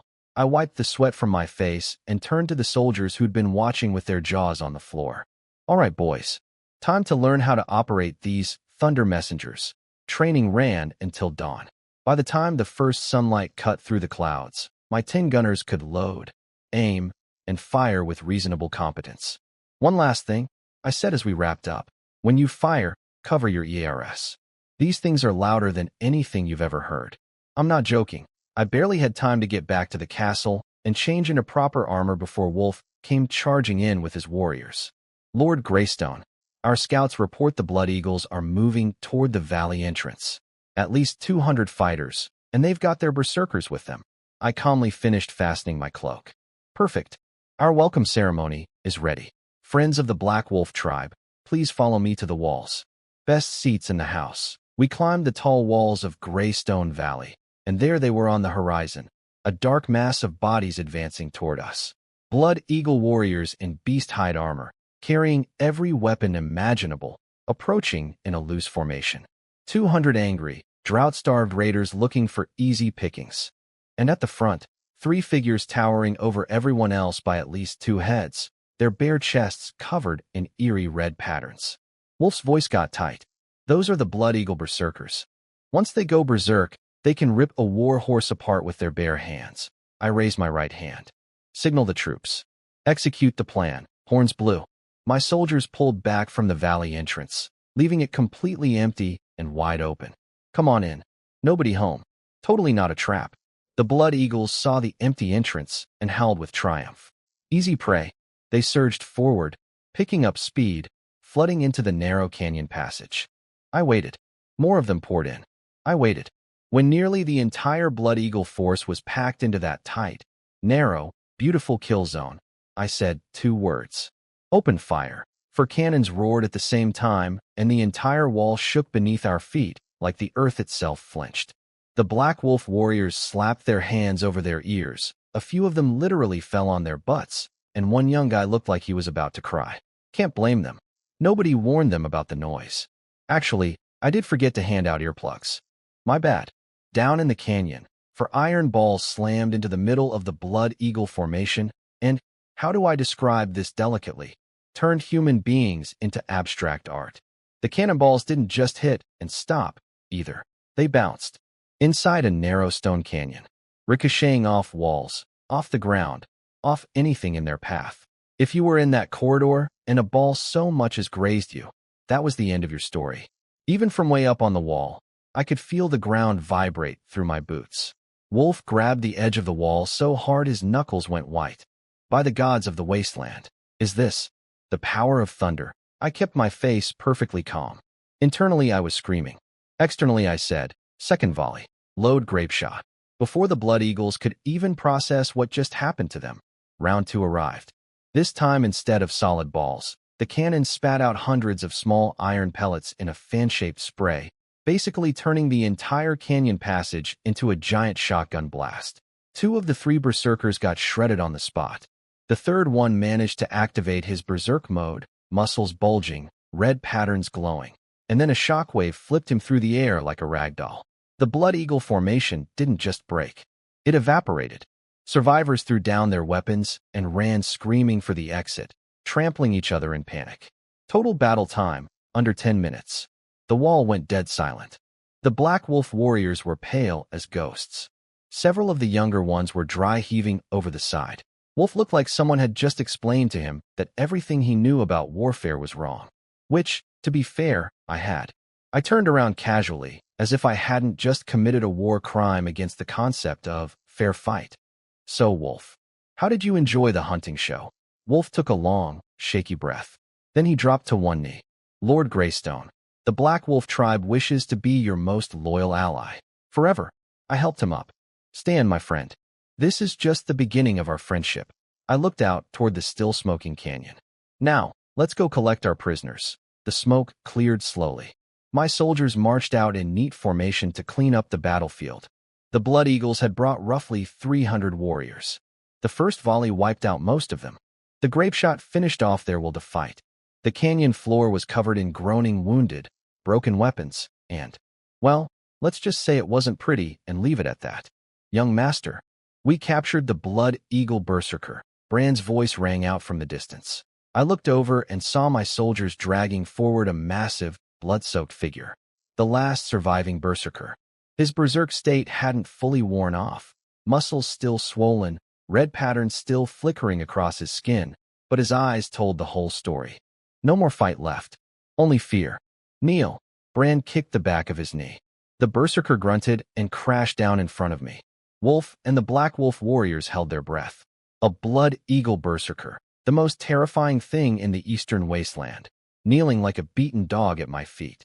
If someone told them this morning they'd see this today, they would have laughed until they choked. I looked down at him. Why did the Blood Eagle tribe attack Greystone Valley? He raised his head, a flicker of resistance in his eyes that died almost instantly. Drought. No prey. We needed food, so you chose to steal it. I let out a cold laugh. Unfortunately for you, you picked the wrong target. His throat bobbed. Whatever he wanted to say, he swallowed it and just lowered his head. I glanced at Wolf. By wasteland custom, how should prisoners be handled? Wolf straightened. By tradition, submit or die. Greystone Valley respects wasteland rules. I nodded, then looked back at the berserker. I'll give you one choice. Kneel to me, or die. Silence. A long, heavy moment. Then his forehead touched the dirt. I submit. Good. I nodded, satisfied. From today, you're a Greystone warrior. Your name? Rook, he said quietly. I turned to Wolf and the Black Wolf warriors. See? Greystone Valley shows no mercy to enemies. But to those who submit, we give a second chance. Wolf bowed deeply. Lord Greystone, your strength and generosity are beyond words. The Black Wolf tribe will spread your name across every corner of the wasteland. Black Wolf will always be Greystone Valley's strongest ally. Behind him, every single Black Wolf warrior dropped to one knee, right fist pressed to chest, the highest oath of respect on the wasteland. I let them finish the ceremony before speaking. Please, friends. Greystone Valley prefers making deals and friends to making war. I clapped Wolf on the shoulder. Any tribe willing to follow Greystone Valley's trading rules can be our friend. Now then, the bandits are dealt with. Shall we discuss business? Wolf's eyes immediately lit up like someone flipped a switch from terrified warrior to excited merchant. His rough hands started rubbing together involuntarily. Lord Greystone, you mean? Trade with that salt from last night? I smiled. Exactly. Greystone Valley will provide high-quality crude salt in exchange for your cattle, sheep, horses, furs, and slaves. Fair prices guaranteed. Below the wall, soldiers carried over several wooden crates. When the lids popped open, Wolf and every Black Wolf warrior simultaneously gasped. The boxes were packed full of pale blue-green salt blocks, sparkling in the sunlight. I gestured for a soldier to set one crate directly in front of Wolf. This is a welcome gift for the Black Wolf tribe, and as our middlemen, you'll earn a 5% commission on every trade you help arrange. Wolf's breathing got fast and shallow. On the wasteland, salt is worth more than gold. With a stable salt supply, Black Wolf wouldn't just solve their own shortage. They could use it to pull other tribes into their orbit. Their status would skyrocket overnight. Lord Greystone. Wolf hit the ground on one knee again. The man was going to wear holes in his pants at this rate. I swear by the ancestors of the Black Wolf tribe, I will arrange the best trades for you. When? When can the first exchange begin? I helped him up. 3 days from now. But, I paused for effect. I have one condition. Name it. All trades happen here. Inside Greystone Valley, my gaze sharpened. I need to ensure security, and I want every tribe to see Greystone Valley's strength with their own eyes. Wolf understood instantly. Bring the tribes here. Let them walk past the canyon where 200 blood eagles got turned into confetti, and watch how fast their attitudes improve. He shuddered, probably remembering the sound of those cannons, and nodded very, very quickly. Understood. I'm sure my father will personally convince the other tribal chiefs, Wolf said, thumping his chest. Then he hesitated. Though, some tribes are far away. It might help if we had some samples. I smiled like a man who'd already thought of this 3 steps ago, because I had, and waved to my soldiers. They brought over another small crate. Of course, my friend. 20 pounds of sample salt. Enough to make every chief on the wasteland drool. Wolf looked like I'd just handed him the keys to the universe. Thank you for your trust, my lord. That evening, Wolf and his warriors galloped off into the sunset, clutching their precious salt samples like they were carrying newborn babies. I watched them disappear from the wall. Bran sidled up next to me. Young master, do you really trust these nomads? I chuckled. Trust is irrelevant, Bran. What matters is they need our salt. And we. I glanced back at the soldiers drilling in the yard and the gunners polishing the cannons that have enough muscle to make sure everyone plays nice. Morris cleared his throat awkwardly. My lord, about that. We're completely out of gunpowder. I grinned. They don't know that, do they? For empty cannons sitting on a wall looking menacing. The world's most intimidating bluff. Sometimes the best weapon is the one you don't have to fire. 3 days later, the first wave of wasteland tribes showed up right on schedule. The moment they saw those big black cannon mouths staring down at them from the high walls, and the neat rows of armored soldiers standing at attention, every trace of greed in their eyes instantly converted to respect. Well, most of them. A few skeptics remained unconvinced, until they spotted Rook standing guard at the gate. The Blood Eagle Berserker, the most feared warrior in the Eastern Wasteland. Standing there in Greystone Valley standard-issue leather armor with a refined steel hand axe at his hip, guarding my door like a very large, very terrifying doorman. The tribal chiefs stared at him like they were seeing a ghost. "Is that really a Blood Eagle Berserker?" whispered a big guy from the Rock Bear tribe up north. Wolf's father, the old Black Wolf chieftain himself, who'd come personally, nodded gravely. "That's him. The rune patterns are still on his body. But now, he serves Lord Greystone." Then some muscle-bound genius with a scar across his face pushed through the crowd. "Iron Hoof, tribe warrior. Famously stupid. Famously loud. I don't believe in any cannons," he sneered, making sure his voice carried all the way up to the walls. "If Greystone Valley is so powerful, why bother trading with us? I say it's all a bluff. Wasteland logic. Only fists matter, and the biggest fist gets everything. Tribes like Black Wolf, who actually prefer trading, are the exception, not the rule." Brand's hand went straight to his sword, but I gently raised my hand. "Not yet. Rook," I said quietly. The Berserker turned and dropped to one knee instantly. "My lord, someone's questioning Greystone Valley's strength. What do you think we should do about that?" Rook slowly raised his head. Those crimson eyes locked onto the Iron Hoof warrior like a predator spotting a limping deer. A truly horrifying smile spread across his face. "My lord, let me rip him apart." The Iron Hoof guy flinched. I saw it, but he puffed his chest back out and yanked out his battle axe. "Come on then. Let's see if Blood Eagle Berserkers are really all that," Rook snarled. The red patterns on his body blazed to life, his muscles swelled, and he launched himself forward like a human cannonball. The Iron Hoof warrior roared and swung his axe with everything he had. One punch. Rook's fist went through the axe blade, shattered it like glass, and kept going straight into the man's chest. Crack. The sound of ribs breaking echoed across the courtyard. The warrior sprayed blood, flew backward, and hit the ground like a sack of potatoes. He did not get up. Rook calmly lowered his fist, his rune patterns fading, and took his place behind me as obediently as a well-trained hound. I swept my gaze across every single face in that crowd. Anyone else want to test Greystone Valley's rules? Dead. Silence. Every chief was doing the same math in their head. If a berserker this powerful acts like a loyal puppy around the Greystone Lord, what does that say about the Lord himself? I stepped forward to address them all. "Everyone, Greystone Valley wants to trade so we can all prosper, not so we can kill each other." I pointed at the Iron Hoof warrior crumpled on the ground. "Get him medical attention." My healers rushed over and started patching him up with practiced efficiency. "See, we break you and fix you. Full service." I looked around one more time. But if anyone tries to challenge Greystone Valley's rules again, I let my eyes drift to Rook, then slowly up to the cannons on the wall. Next time won't be this gentle." Every chief lowered their head. Not a whisper of defiance left. Trading kicked off immediately after that, and it was glorious. Greystone Valley's salt, ironware, and cloth flowed out. Horses, furs, rare medicinal herbs, and slaves flowed in. The tribal chiefs had seen our salt samples before, but seeing an actual mountain of salt piled up in the trading yard, their eyes practically popped out and rolled across the ground. But the thing that shocked them most wasn't the salt. It was how I handled the slaves.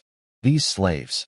What will you do with them?" one chief asked nervously, probably expecting me to say something about salt mines and whips. I smiled. "They'll become Greystone Valley's workforce. Through labor, they earn their freedom. Good behavior for 5 years, and they become free citizens." Free citizens? The chiefs looked at each other like I'd just announced that rocks were edible. On the wasteland, slaves are slaves forever. Their children are slaves. Their grandchildren are slaves. Nobody has ever heard of a slave earning freedom. "That's right," I confirmed. "Greystone Valley needs loyal subjects, not permanent servants. Follow the rules, work hard, and you get rewarded." The slaves who overheard this looked like someone had lit a bonfire inside their chests. Hope, real, actual hope, flickered in eyes that hadn't known anything but despair. The chiefs, though, went quiet in a very different way. They were doing the political math.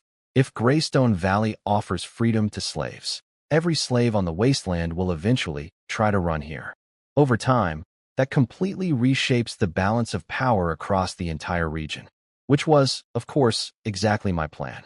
But they didn't need to know that yet. After trading wrapped up, the tribes packed their goods and left. But they carried something more valuable than salt in their hearts: fear, respect, and intense curiosity about Greystone Valley. That night, the valley glowed with torchlight. I stood on the completed castle's high platform, surveying the buzzing activity below. Carl jogged up the stairs with his report. "My lord, today's trading was a massive success. We acquired 300 cattle, 200 wasteland horses, 500 premium furs, large quantities of medicinal herbs, and 400 slaves. Good. How are the slaves settling in? Assigned to workshops, farms, and pastures per your orders. They're extremely cooperative, especially after hearing the freedom policy. Working like their lives depend on it." He paused. "Which, I suppose, their futures literally do." I allowed myself a small smile. "The human heart is the most powerful force in the world, Carl. Give people hope, and they'll move mountains for you. For empty cannons, a mountain of salt, one terrifying pet berserker, and a freedom policy that would slowly drain the wasteland's slave population straight into my territory." Not bad for week 3. The trades kept rolling in like an avalanche that refused to stop. Tribes that had already bought salt came back for more, and new tribes showed up that Black Wolf hadn't even contacted yet. Word travels fast when the product is food that doesn't taste like poison dirt. Black Wolf wasn't slacking either. They kept recruiting new customers because, let's be honest, earning dozens of kilograms of salt just for making introductions is the kind of gig you don't quit. Pretty soon, Greystone Valley looked like a zoo crossed with a warehouse. Cattle and sheep everywhere, furs piled to the ceiling in every building we had. Morris came rushing into my study, clutching a scroll covered in tiny handwriting, sweating like he'd sprinted up a mountain. "My lord, the warehouses are full. Furs alone have filled 3 large storerooms. If more arrives, we'll have to pile it outside. And if it rains..." I looked up from the wasteland map spread across my desk and grinned. "What's the matter, Sir Morris? My brilliant administrative officer can't handle a little success. Please don't tease me right now, my lord." He wiped his forehead. 3 more tribal caravans are arriving in 2 days, and the fur quantities they're bringing. Relax. I raised a hand. This is actually great news. Surplus inventory means our trade network is expanding faster than expected. Also, the 3 River Merchant Caravan should be arriving soon. Prepare 2 lists. Everything we need to buy, and everything we're selling with detailed pricing. I tapped the desk, my brain already running calculations. Priority purchases: linen cloth, white copper, sulfur, saltpeter, and slaves. Morris started scribbling furiously, then his pen stopped. "My lord, we have so much fur in stock. Should we consider lowering the price to move it?" "No. In fact, raise it." Morris looked at me like I'd suggested we set the furs on fire. I walked to the window and gazed out at the mountains of goods stacking up across the valley. Think about it. We've bought up nearly every quality fur from the eastern wasteland. Any merchant who wants furs now has to come through us. We're not just a seller, we're the seller. Monopoly pricing, my friend. Of course, I added, turning back with my best friendly businessman smile. If they agree to settle future payments partially in furs, we can offer a small discount and tell the merchant caravans. Sign a 5-year exclusive trading contract with priority terms, accept partial payment in furs, and we'll give them a friendship price, 10% below market rate. Morris's eyes lit up as the strategy clicked. "So we lock in reliable sales channels and bind these merchants to us long-term." "Exactly. The wasteland will always have more animals to skin. But merchant loyalty? That's the scarce resource." Morris scribbled faster, then looked up. "And if they refuse the long-term contract?" I laughed. "Then they pay full price. Maybe even 5% above market.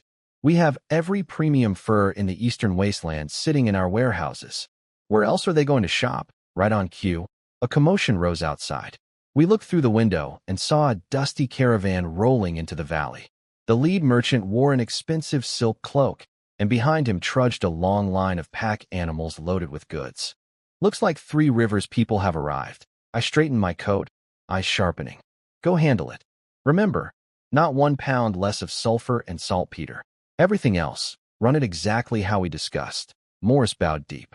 Yes, my lord. He tidied himself up and strode out to greet the caravan. The lead merchant pulled off his dusty, wide-brimmed hat, revealing a sharp, calculating face. Horn, the second in command of the Three River Trade Association.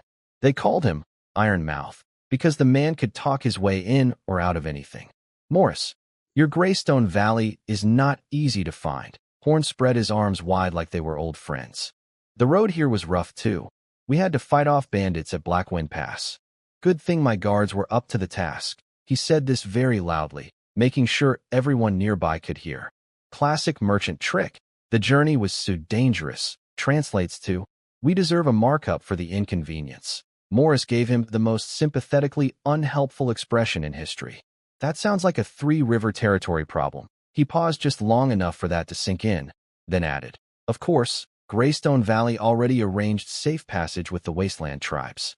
I trust you had no trouble once you entered the plains? Horn blinked, then burst out laughing. Sir Morris, your intelligence network is impressive. You're right. Once we hit the Wasteland, smooth sailing. Didn't see a single bandit. He leaned in, dropping his voice.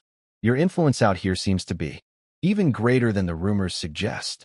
Mutual benefit, Morris said smoothly, gesturing toward the castle. You've traveled far, Master Horn. Why not come in for refreshments? Our lord prepared some excellent honey wine. As they walked through the valley, Horn's sharp eyes cataloged everything. The organized warehouses, the busy workers, the scale of operations. He tried to sound casual. Has your lord invented any exciting new products since coming to the Wasteland? If so, please think of Three River Trade first. See, my reputation as a talentless waste was famous across the northern provinces. But so was my reputation as a business genius. The glass products I created for Blackrock territory are still the hottest luxury item among the kingdom's upper class. So when Horn saw a fully built fortress city out here in the middle of nowhere, he wasn't even surprised. He probably figured Blackrock never truly cut me loose. That father was secretly backing this whole operation with his stone-shaping powers.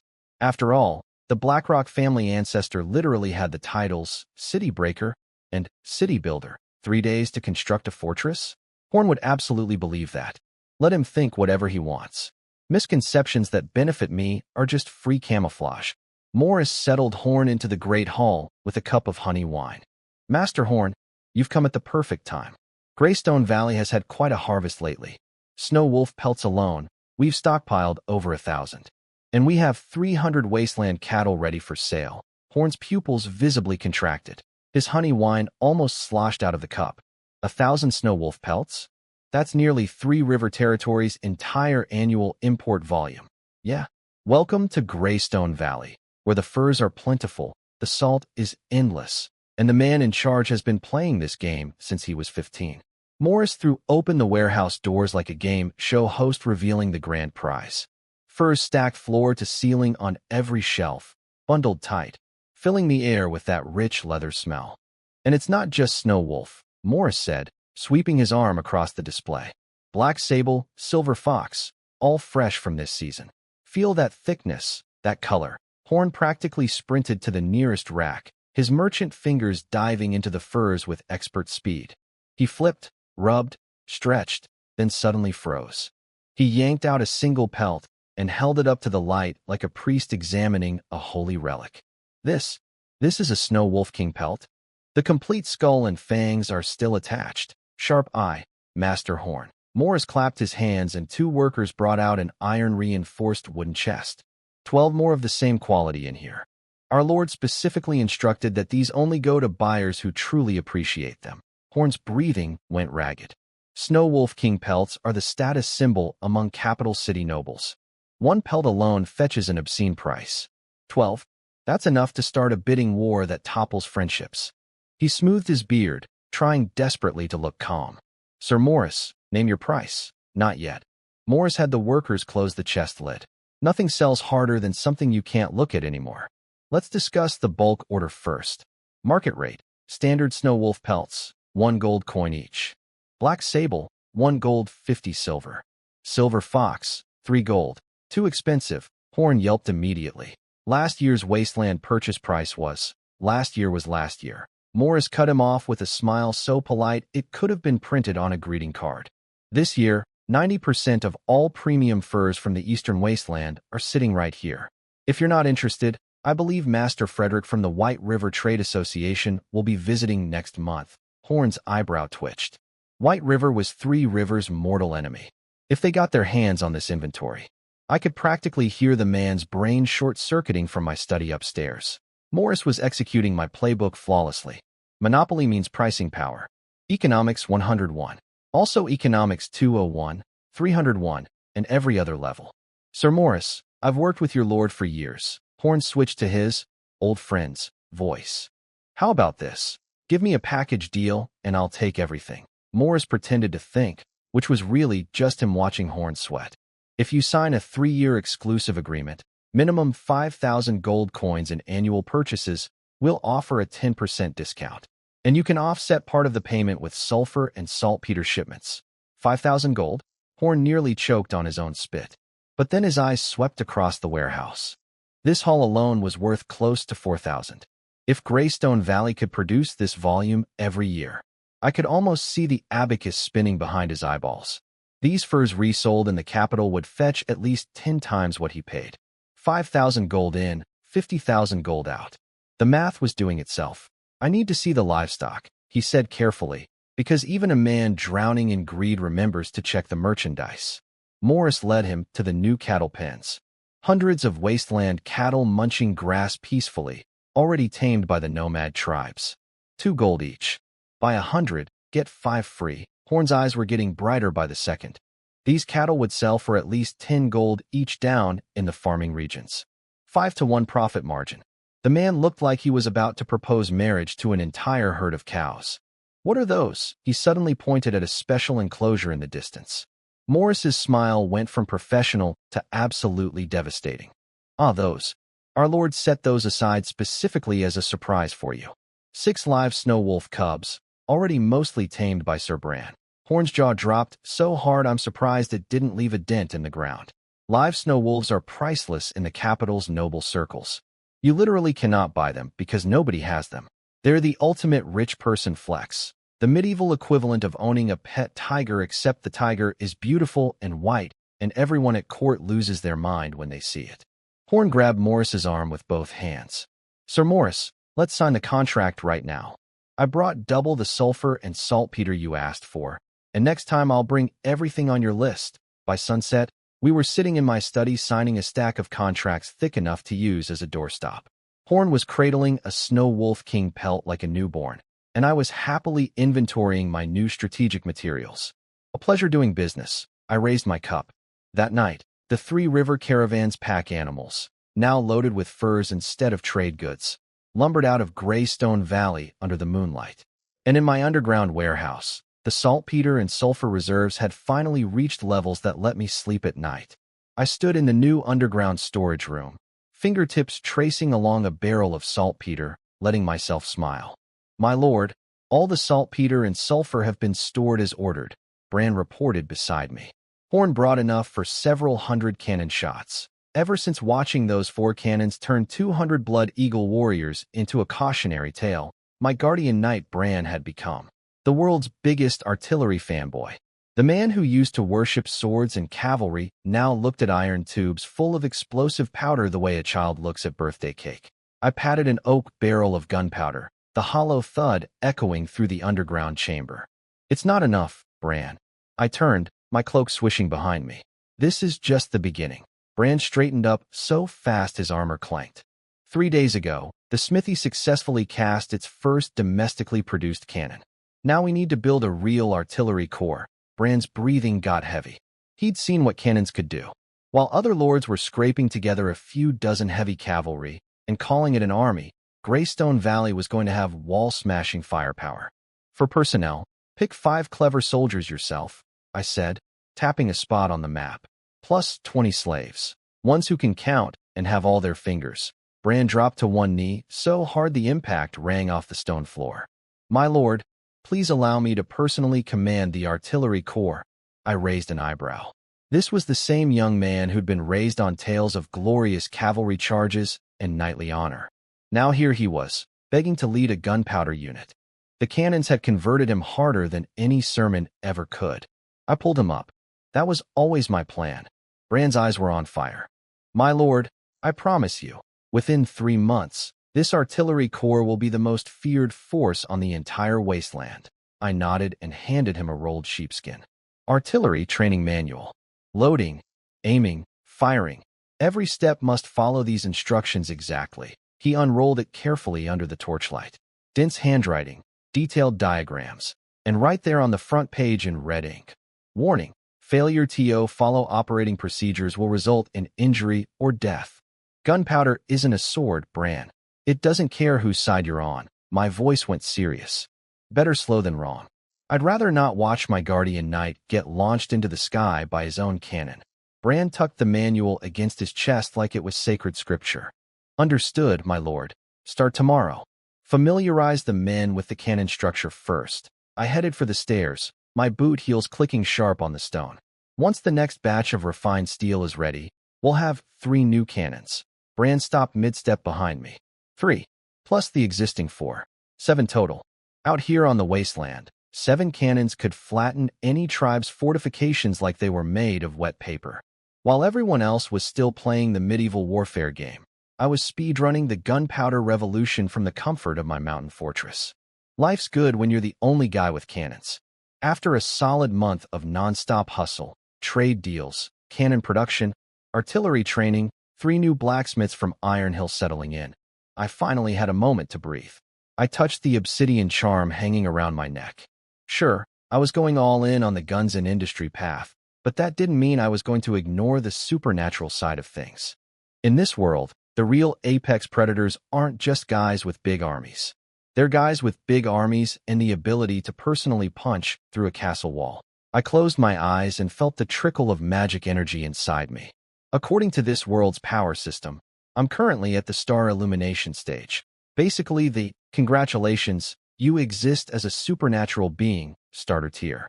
Star illumination makes you tougher than a normal human and lets you do basic magic stuff. For me, that means metal control. The problem? My range is pathetic. 3 meters. 3. I can manipulate metal within the distance of a tall man lying down, and that's it. And my magic reserves are a joke. Forging 4 cannon barrels in one night burned through 90% of everything I had. That's exactly why I can't rely on personal power alone and need the whole industrial setup. My magic is a scalpel, not a sledgehammer. I opened my eyes and looked at the territory plans spread across my desk. Gunpowder workshop, steel furnace, training grounds. These are my real weapons. But supernatural strength still matters, especially when some enemy lord's personal champion can tank artillery fire with his face and keep walking. Outside the window, my artillery squad was running drills, shouting cadence while pushing the new steel cannons through loading exercises. Beautiful sight. A knock at the door. Young master, the magic cores you requested have arrived. Gareth walked in and set a small wooden box on my desk. I opened it. 3 dull gray crystals. Low-grade magic cores harvested from weak magic beasts. Time to test something I'd been wondering about for weeks. Does the charm still work now that my bloodline is already awakened? Thanks, Uncle Gareth. I'll take it from here. He closed the door behind him. I picked up a magic core and felt the wild energy pulsing inside it. Low-grade cores don't pack much power, but for a star illumination rookie like me, that's actually ideal. Don't want to blow myself up on the first experiment. The charm reacted almost immediately. Gray wisps of energy pulled free from the core, flowing through my fingertips into the obsidian. The crystal in my hand rapidly lost its color, turned pale, and crumbled into useless powder that drifted between my fingers like sad confetti. I held the charm up. The mysterious rune patterns on its surface had gotten clearer, more defined, glowing with that familiar dark red. Warm energy flowed into my body, and I could feel it. My bloodline power had gotten stronger. My metal control range had expanded by another fraction. So the charm doesn't just activate dormant bloodlines, I muttered. It keeps upgrading them. And it's way faster than absorbing magic cores the normal way. This was massive. My path to higher power tiers just got a turbo boost. But honestly, that wasn't even the most exciting thought that hit me. What if I could use this to help other people awaken their bloodlines? My brain caught fire. If this charm could mass-produce awakened warriors, even just basic star illumination level ones, that would be an absolute game-changer for Greystone Valley. Imagine having 20, 30, 50 supernatural soldiers instead of just me and Gareth and Bran. I was already halfway to the door to grab some guards with noble ancestry in their bloodline when I stopped myself. No, bad idea. Not yet. I sat back down and tapped the desk, forcing my excitement into a cage. Bloodline awakening is the kind of secret that starts wars. If word got out that I owned an artifact that could create awakened warriors on demand, every king, duke, and warlord on the continent would be kicking down my gate within a week. Some to buy it, most to take it. The smart play was to strengthen myself first, keep the charm a family secret. Family. That word made me think of Alan. Where did that little 8-year-old even get something like this? I stared at the charm. The way he'd acted when he gave it to me. He knew. He definitely knew what it could do. That sneaky little genius wrapped it up as a lucky charm and handed it over like it was a toy. Meanwhile, back at Blackrock Castle, and I'm imagining this based on how well I know that kid, Alan was probably in the garden right now, chasing butterflies, being adorable, completely unbothered by the fact that he'd casually handed his big brother a civilization-altering artifact. I bet he sneezed and blamed me for thinking about him. Classic little brother energy. What I didn't know, and wouldn't find out until later, was that things back home were getting interesting. Apparently, Father's accountant had finally untangled my financial handiwork. Took him long enough. 3 years of skimming profits from the glass workshop and funneling them east, and nobody noticed until now. Honestly, I'm almost offended it took this long. The accountant reportedly told Father. The territory's income tripled under young Master Luoyin, but at least 30% of the glass workshop profits were being diverted to the eastern wasteland. Father's response, I'm told, was to slam his fist on his desk and demand to know why his son was sending money to a place full of bandits and refugees. Then the accountant dropped the bombshell. Our merchants spotted a new town out there, and they saw Morris. Oh, that must have been a fun moment. Morris, the retired architect who went to visit relatives, building a fortress city in the wasteland that looks suspiciously like a miniature Blackrock castle, with a mysterious workshop pumping out black smoke day and night under heavy guard. Father apparently sat there in silence for a good long while, then laughed. So my son stole money, poached talent, and built his own city in the wasteland behind my back. That's why he didn't go to the territory I picked for him. And then, this is the part that actually matters, when the accountant made a throat-cutting gesture and suggested permanently solving the problem. Father slapped him across the room. Idiot. That's my blood, good old dad. Can't awaken my bloodline. Can't let me inherit. Can't stop being a cold, emotionless wall of disappointment. But at least he draws the line at murder. Father of the Year material right there. I'll send him a nice fur coat for his birthday.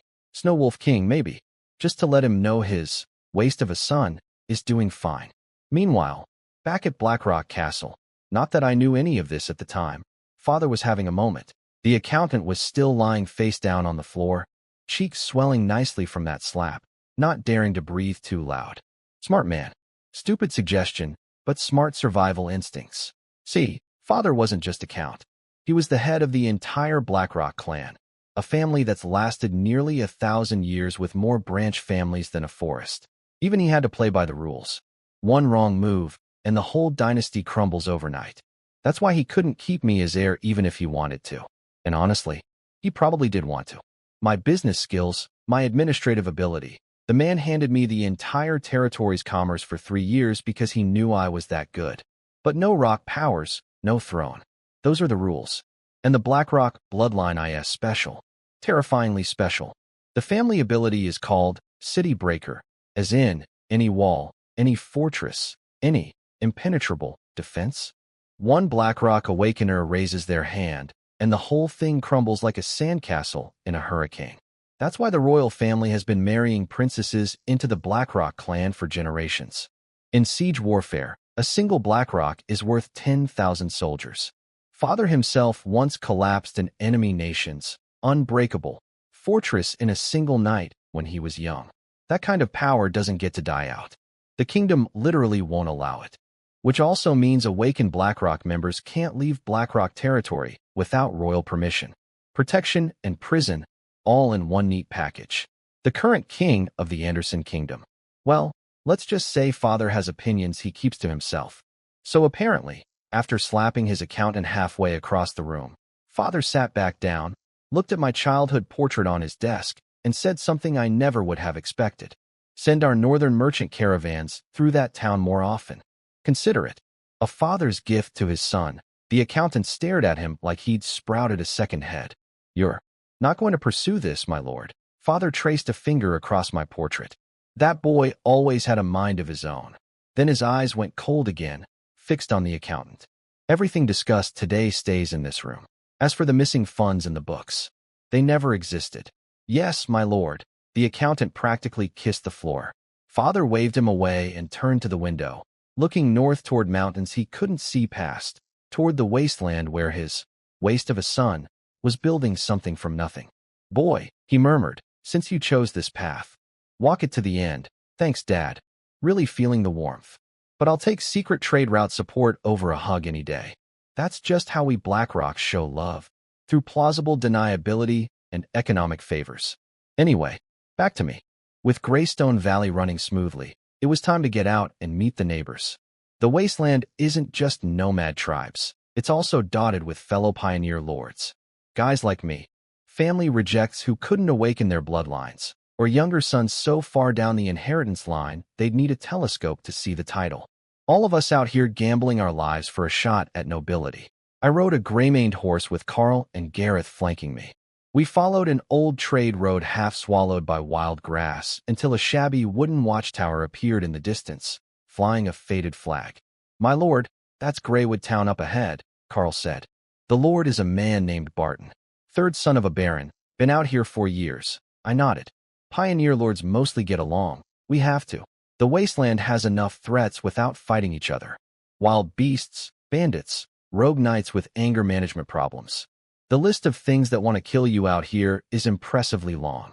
We barely got close before a whistle sounded from the watchtower, and several guards with spears blocked our path. Halt. State your name. I raised my hands peacefully and put on my friendliest smile. Luo, formerly of Blackrock, here to pay respects to Lord Barton. The guards exchanged startled looks. Blackrock still carries weight, even out here. One of them sprinted inside, and minutes later a short, stocky man with a scruffy beard came barreling out. Huh, a Blackrock? Barton grinned, showing teeth that looked like they'd lost a fight with each other. Rare visitors. I heard Blackrock people never leave their territory. What happened? Did the family exile you too? I liked this guy immediately. No pretense. I dismounted and met his bluntness with my own. Pretty much. Bloodline didn't awaken, so I had to find my own way. I go by Greystone now. Barton roared with laughter and clapped my shoulder hard enough to rearrange my skeleton. Huh. Honest. I like dealing with people like you. He waved at his guards. Let them through. Tonight we feast. Welcome our new neighbor. Greywood Town was livelier than I expected. The furniture was old. The barley ale tasted like someone had apologized to a beer barrel and called it brewing, but it beat freezing in the open wasteland. Barton got drunk fast, his face turning the color of a tomato. Luo, brother, let me tell you. Out here, lone wolves die. He leaned close, breath hitting me like a weapon. The eastern nomad tribes have been acting up. Several villages got raided recently, and he looked around nervously and dropped his voice even lower. I hear the Blood Wolves are operating nearby. My eyebrow went up. The Blood Wolves are a notorious bandit gang. Their leader is supposedly an awakened knight who enjoys violence the way normal people enjoy breakfast. Bad news on legs. Got a plan? I asked. Barton's eyes glinted. Alliance. Me and a few other pioneer lords have already agreed to watch each other's backs. Want in? I swirled my drink and didn't answer right away. An alliance means more friends, sure, but also more obligations. Getting dragged into other people's wars because someone 3 towns overpicked a fight with the wrong bandit isn't my idea of strategic planning. But a good businessman never isolates himself from potential partners. Connections are currency. And out here, the alternative to having allies is dying alone. I raised my cup and clinked it against Barton's. Deal. Barton bellowed with joy, and the whole hall erupted in cheers. Sometimes diplomacy is just drinking bad beer with the right people. I stayed in Greywood Town for 3 days, hammering out alliance terms with Barton and several other pioneer lords. Mutual defense against nomad raids and bandits, plus open trade between our territories. Simple, practical, no unnecessary complications. When I left, Barton slapped my back one more time. I was starting to think the man communicated exclusively through shoulder violence. Give it a few years, your town might be bigger than mine. I smiled and said nothing. Brother, if you saw Greystone Valley right now, you'd swallow that, might. But instead of heading home, I turned my horse toward the kingdom's northern wind fortress. Time to make things official. Greystone Valley needed to pass the Royal Development Evaluation. Without that, it's just a settlement in the wild. With it, I become a legally recognized noble with territory rights under the crown. And nobody, not nomads, not bandits, not even dear old dad, can take that away from me. Northern Wind Fortress sat on the biggest mountain pass in the Blackrock Range like a giant stone bouncer guarding the door between civilization and the wasteland. Iron gray walls, royal blue dragon banners snapping in the wind. The whole, you are now entering serious government property, vibe. I pulled up to the gate, and 2 guards in chainmail crossed their spears in front of me. Pioneer, Lord of Greystone Valley, Luo and Blackrock. I held up my pioneer certificate. Here for territory certification. The guards visibly stiffened at Blackrock, then noticed I wasn't wearing any family crest and relaxed. Just another cast-off. Nothing to see here. Follow the main road to the administrative hall. Ask for Clerk Holmes. The fortress was busier than I expected. Stone streets packed with blacksmith shops and taverns, merchant caravans unloading everywhere. I spotted several wagons stamped with the Blackrock family crest. Dear old dad's trade routes, running right through here. Small world. The line at the administrative hall was long. When I finally reached the front, the gray-haired clerk didn't even look up. Name? Territory location? Luo and Blackrock, Greystone Valley. I spread my map on the desk. Eastern border at Birch Forest, western border at, hold on. Holmes suddenly pressed his hand flat on my map, his eyes narrowing behind his spectacles. Did you say Blackrock? He yanked open a drawer and pulled out a wax-sealed letter. Urgent directive arrived 3 days ago. All Blackrock family member certifications must be handled personally by the governor. Well, that's not suspicious at all. The governor's office smelled like cedar wood and bad news. I barely stepped through the door when I heard a soft laugh. I knew it was you. Standing by the floor-to-ceiling window, bathed in afternoon light, was a silver-haired man in a royal uniform. He turned around, and my stomach did a little flip. 4th Prince Leon Dragonspeak, son of King Anderson. We'd spent a few years together in the capital when I was younger. Your Highness, what are you doing? Banished to run a tiny frontier fortress. Leon swirled a crystal wine glass. Same as you, more or less. Royal family members with insufficient bloodline purity don't get the good assignments. He picked up my map, clicked his tongue, and shook his head. TSK, TSK, TSK. You'd rather take this patch of wilderness over the nice spot your old man asked me to pick out for you? You must really hold a grudge against Daddy. Wait. Father asked the 4th Prince to help select my pioneer territory? The man pulled strings I didn't even know existed and still couldn't be bothered to just say something nice to my face. Peak Blackrock parenting. I kept my smile locked in place. Your Highness jokes. Since I've left the family, I need to build something on my own. Leon raised an eyebrow, set down his glass with a crisp clink, and walked to the window. Back turned to me, voice suddenly soft. Sometimes I really envy your freedom. That caught me off guard. A prince envying me. Your Highness, I said carefully, your royal blood. Why envy someone who got kicked out of his family? Leon turned around. His silver hair caught the light like cold metal, but his smile was pure bitterness. Royal blood? Huh. In the palace, royals with impure bloodlines rank below the dogs. He walked to the liquor cabinet and poured us both amber-colored spirits. At least you gotta choose your own path. I don't even get that luxury. He knocked back his drink in one gulp. As his throat moved, I noticed a vicious scar running down the side of his neck. Something with claws had gotten very close to killing this man. The room went quiet, just the fireplace crackling. I cleared my throat. Your Highness, about the territory certification. Leon waved his hand like I was worrying about nothing, pulled out a document from his drawer, already stamped and sealed, and handed it over. Already done. Then he leaned in, voice dropping. And if you ever stumble onto a good money-making opportunity, remember your cousin here. Cash is about the only thing I still have to look forward to. I took the document. My fingertips felt the rough sheepskin, and there in the bottom corner, the royal blue dragon wax seal, gleaming dark red in the candlelight. Official. Legal. Greystone Valley was mine. Recognized by the crown.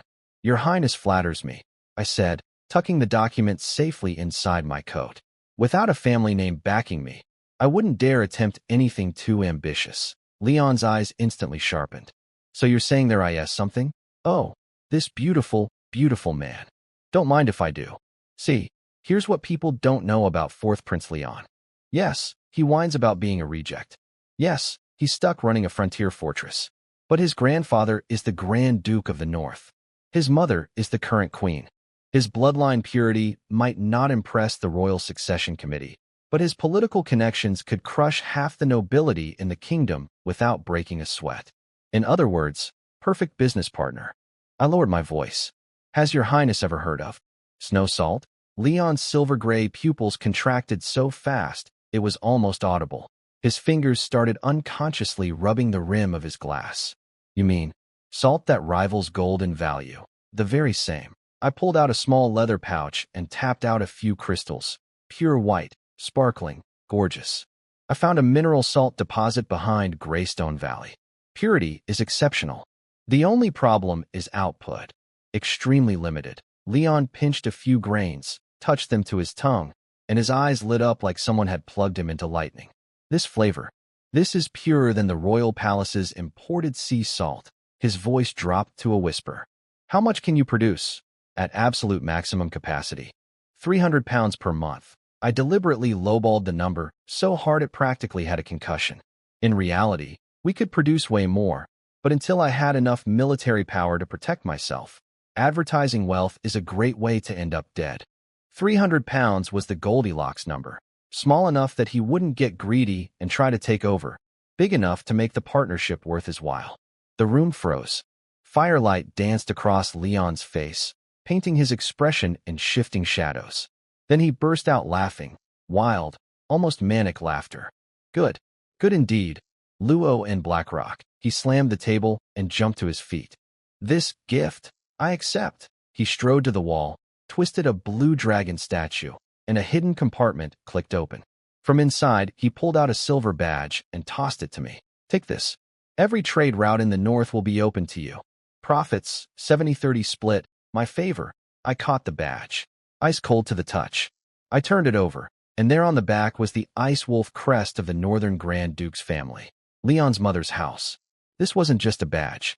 This was a VIP pass stamped by one of the most powerful families on the continent. Your Highness, I said, placing the badge back on the table without breaking eye contact. 30% is too little for me. I want 50. I'm handling production, manpower, and all the risk. Leon's eyes narrowed. His silver hair seemed to float without wind, a subtle display of royal bloodline pressure. 40. You produce, I handle transport, sales, and a royal business license.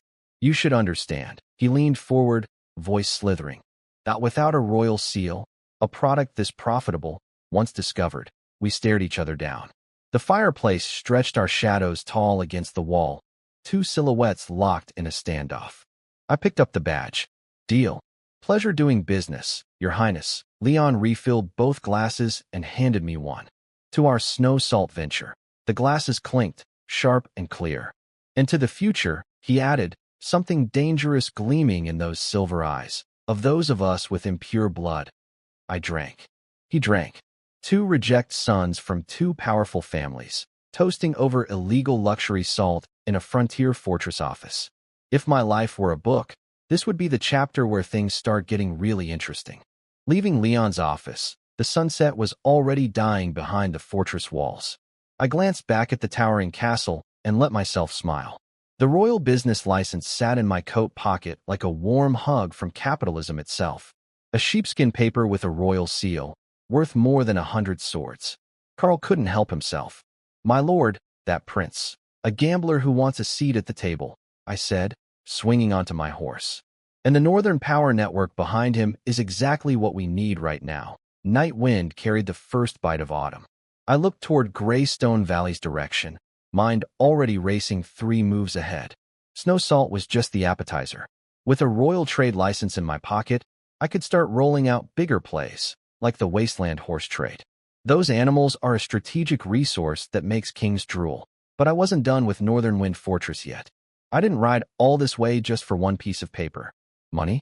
I had plenty. What I desperately needed was talent. Skilled people.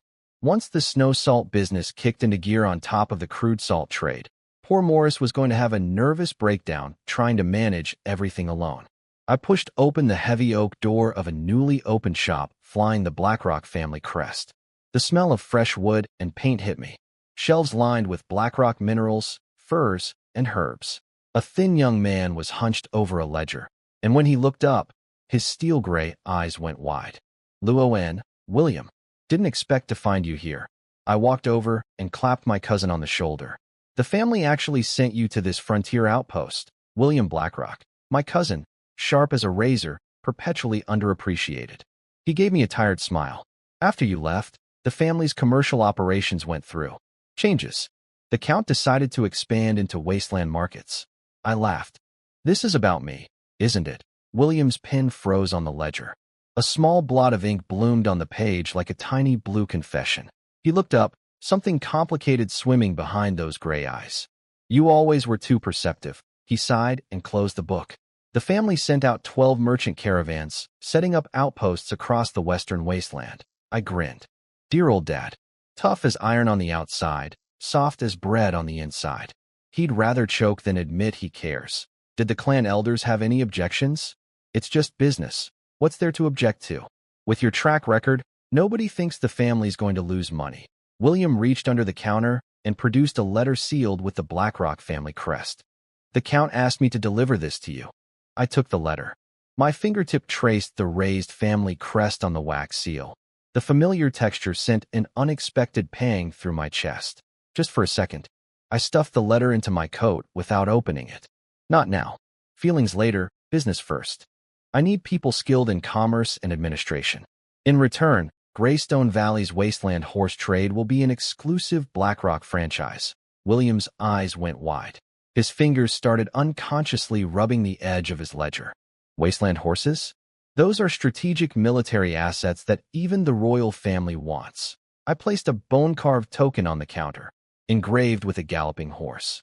Take this when you bring your caravan to Greystone Valley. The nomad tribes won't bother you. William picked up the token with the delicate care of a man handling a live grenade made of gold. The family does have quite a few talented people. Sitting idle right now, he paused meaningfully. Especially those who'd rather not get involved in the internal faction wars. Perfect, I smiled. I need 5 trade managers who know their numbers and 20 experienced administrators. Salary, double market rate. William scribbled notes at lightning speed. I can have everything arranged within 3 days. He hesitated, then added. Actually, there are also some younger family members from the branch lines who never awakened their bloodlines. They're capable, but nobody gives them a chance. I nodded. If they've got talent, Greystone Valley has a place for them. I turned to leave, then stopped. One more thing. Any news from the capital? William dropped his voice. Word is the second prince is courting the eastern nobility. A flash of calculation went through my mind. Of course he is. I patted William's shoulder. Thanks for the heads up. The night air outside smelled like forged sparks and ambition. I took a deep breath. The wasteland's rough energy never failed to sharpen my focus. Carl brought the horses around. Where to next, my lord? To visit an old friend. I rode through the fortress's busy streets, hooves clattering on stone. The night market was blazing with lantern light, vendors shouting over each other like competing opera singers. My lord, you have contacts here? Carl asked, clearly surprised. 3 years ago, I came through with a family caravan. Met a very interesting scholar. We wound through several dark alleys until we stopped in front of a squat stone building. The chimney on the roof looked like it was trying to escape, leaning at an alarming angle, puffing gray smoke. The door was covered in charcoal-drawn symbols that looked like a madman's homework, and the corners were cluttered with clay pots. I raised my hand to knock, but the door creaked open on its own. Come in, Blackrock boy. A raspy voice drifted out from the darkness. I smelled the sulfur on you from down the street. Inside was bigger than expected but absolutely buried in books, instruments, and mineral samples. Every surface covered, every shelf overflowing. Standing at a workbench was a hunched old man poking at something that looked like gray clay. 3 years and Master Grimm's nose is still sharper than a hunting dog's, I said, stepping carefully over copper tubes and iron scraps scattered across the floor like a metallic minefield. The old scholar didn't look up. His wild gray hair stuck out in every direction like he'd been recently electrocuted. Skip the flattery. I heard you got kicked out of your family. He suddenly raised his head, something sharp and alive glinting in those cloudy old eyes. Perfect timing. My new gunpowder formula needs a sponsor who isn't afraid of dying. I leaned over the workbench and examined the gray-brown substance embedded with glittering particles. You increased the saltpeter content? Smart boy. Grimm whacked a clay pot with a wooden spoon excitedly. Mixed in crushed quartz. Creates a fragmentation effect on detonation. Shame nobody in this kingdom has the vision to appreciate it. He grumbled, tossing the spoon into a pile of junk, where it clattered against a dozen other forgotten tools. Looking at this brilliant, frustrated old genius, I reached for a slim leather case on my belt and placed it gently on the workbench. Master Grimm, take a look at this. Grimm squinted at it suspiciously. His calloused fingers undid the clasp. When the flintlock pistol's metal body caught the lamplight, gleaming cold and beautiful, the old man's pupils shrank to pinpoints. I didn't say anything. I just stood there and watched a weapons scientist fall in love. Grimm had never seen a gun before, but the man had spent his entire life obsessing over explosives. He took one look at that flintlock and his brain connected every dot instantly. His voice went crystal clear, trembling fingers tracing the barrel like it was a holy artifact. Flint ignition. Seamless steel barrel. Gods above, this design was born for gunpowder. His head snapped up, wild gray hair vibrating under the lamplight like excited spider silk. Where did you get this? I just smiled and tapped the wooden table. The steel gun barrel twisted and flowed like liquid mercury, coiling around my fingertips, reshaping itself into a delicate metal rose. Because if you're going to recruit a genius, you might as well show off a little. Grimm's face turned the color of a tomato.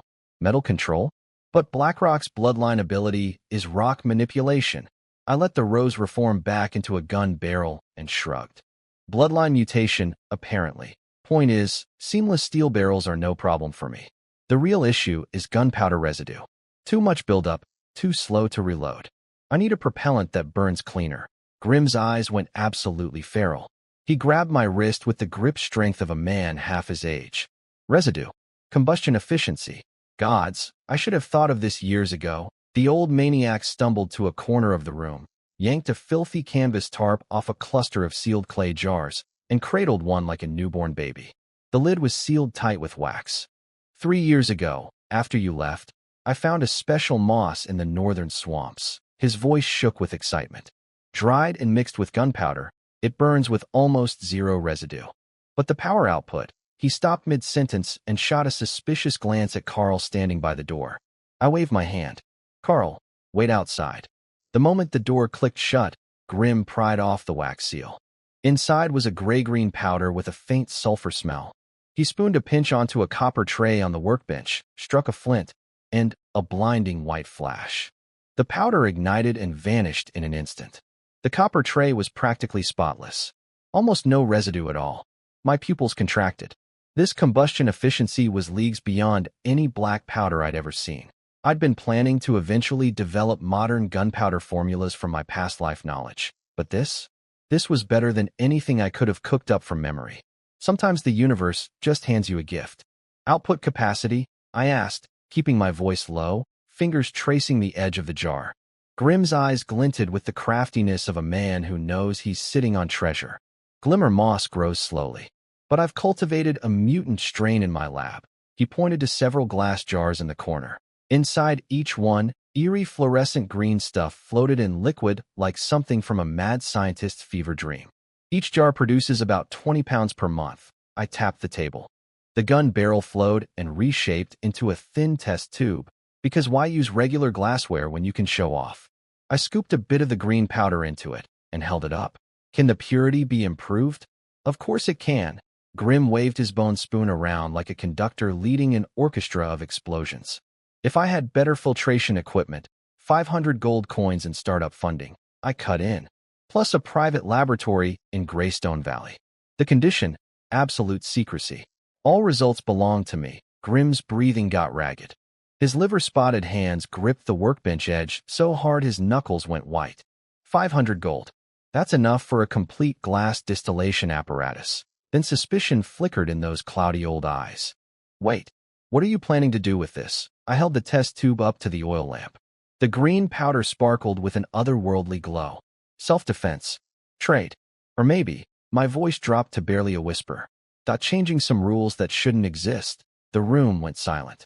Just the oil lamp sputtering tiny pops in the darkness. Finally, Grimm let out a long, heavy sigh and extended a hand covered in chemical burn scars. Deal. But I'm bringing my apprentice and all my books. Welcome to Greystone Valley. I shook his hand. It felt like gripping tree bark.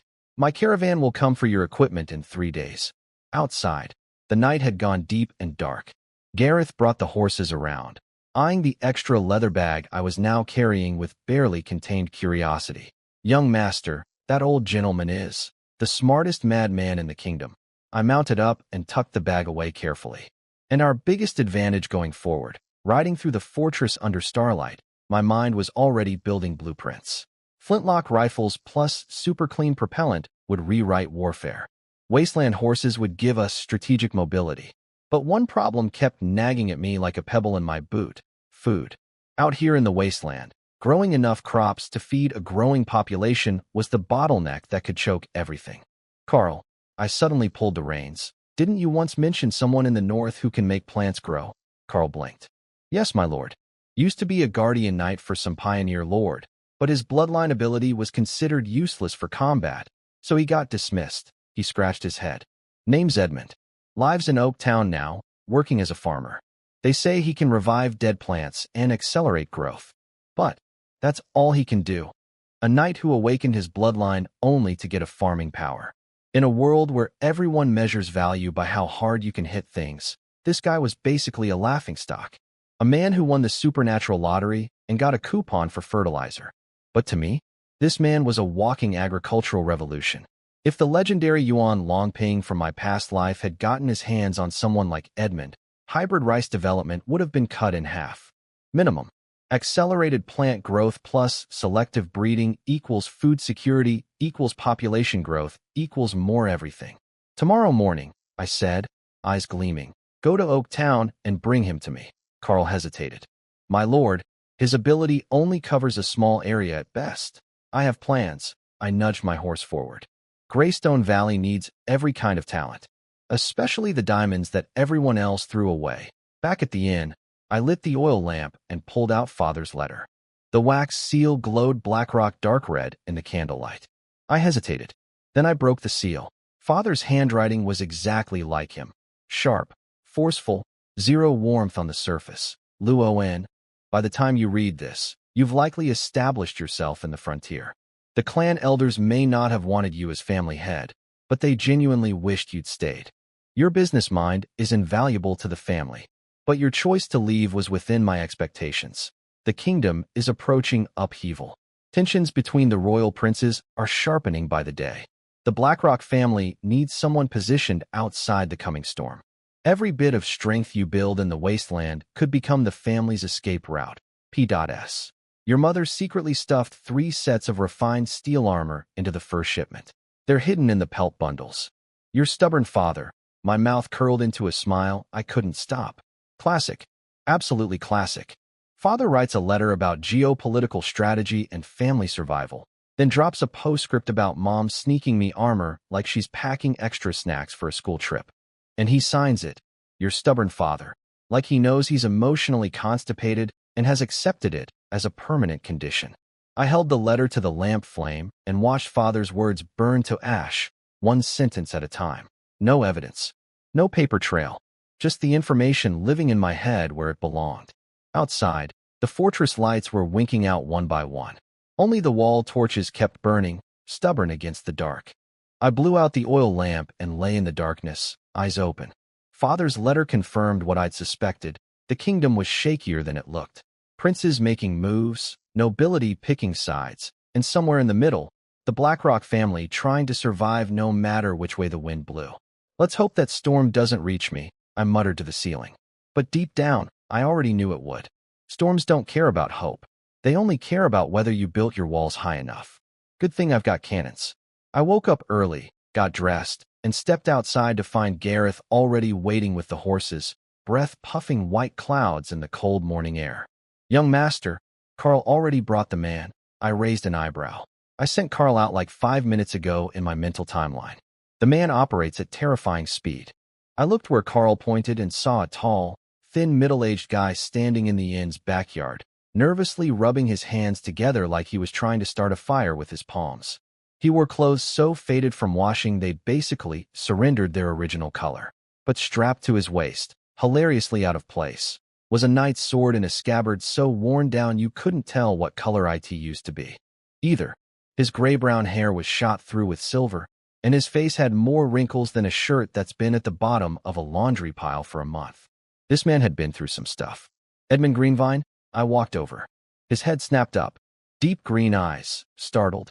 Then he dropped to one knee faster than I expected from someone who looked so beaten down. Lord Luowen, I didn't expect you to know my name. Stand up. I hear you can make plants grow fast? Edmund stood, smiling the saddest smile I'd ever seen. A completely useless bloodline ability. At best, I can mature a single wheat stalk in about 10 minutes. Show me. I grabbed a wheat grain from the innkeeper. Edmund took the grain and cradled it between his rough fingers like it was something precious. His eyes went focused and deep in those green pupils. I swear I saw a faint glow. I'll need some soil, he said quietly. Carl scooped a handful of black dirt from a flower pot in the backyard. Edmund buried the grain, held his hands an inch above the soil, and concentrated. Sweat immediately beaded on his forehead. Veins stood out on his forearms. His fingertips started glowing a soft, eerie green. The soil bulged. A tiny green shoot punched through the surface.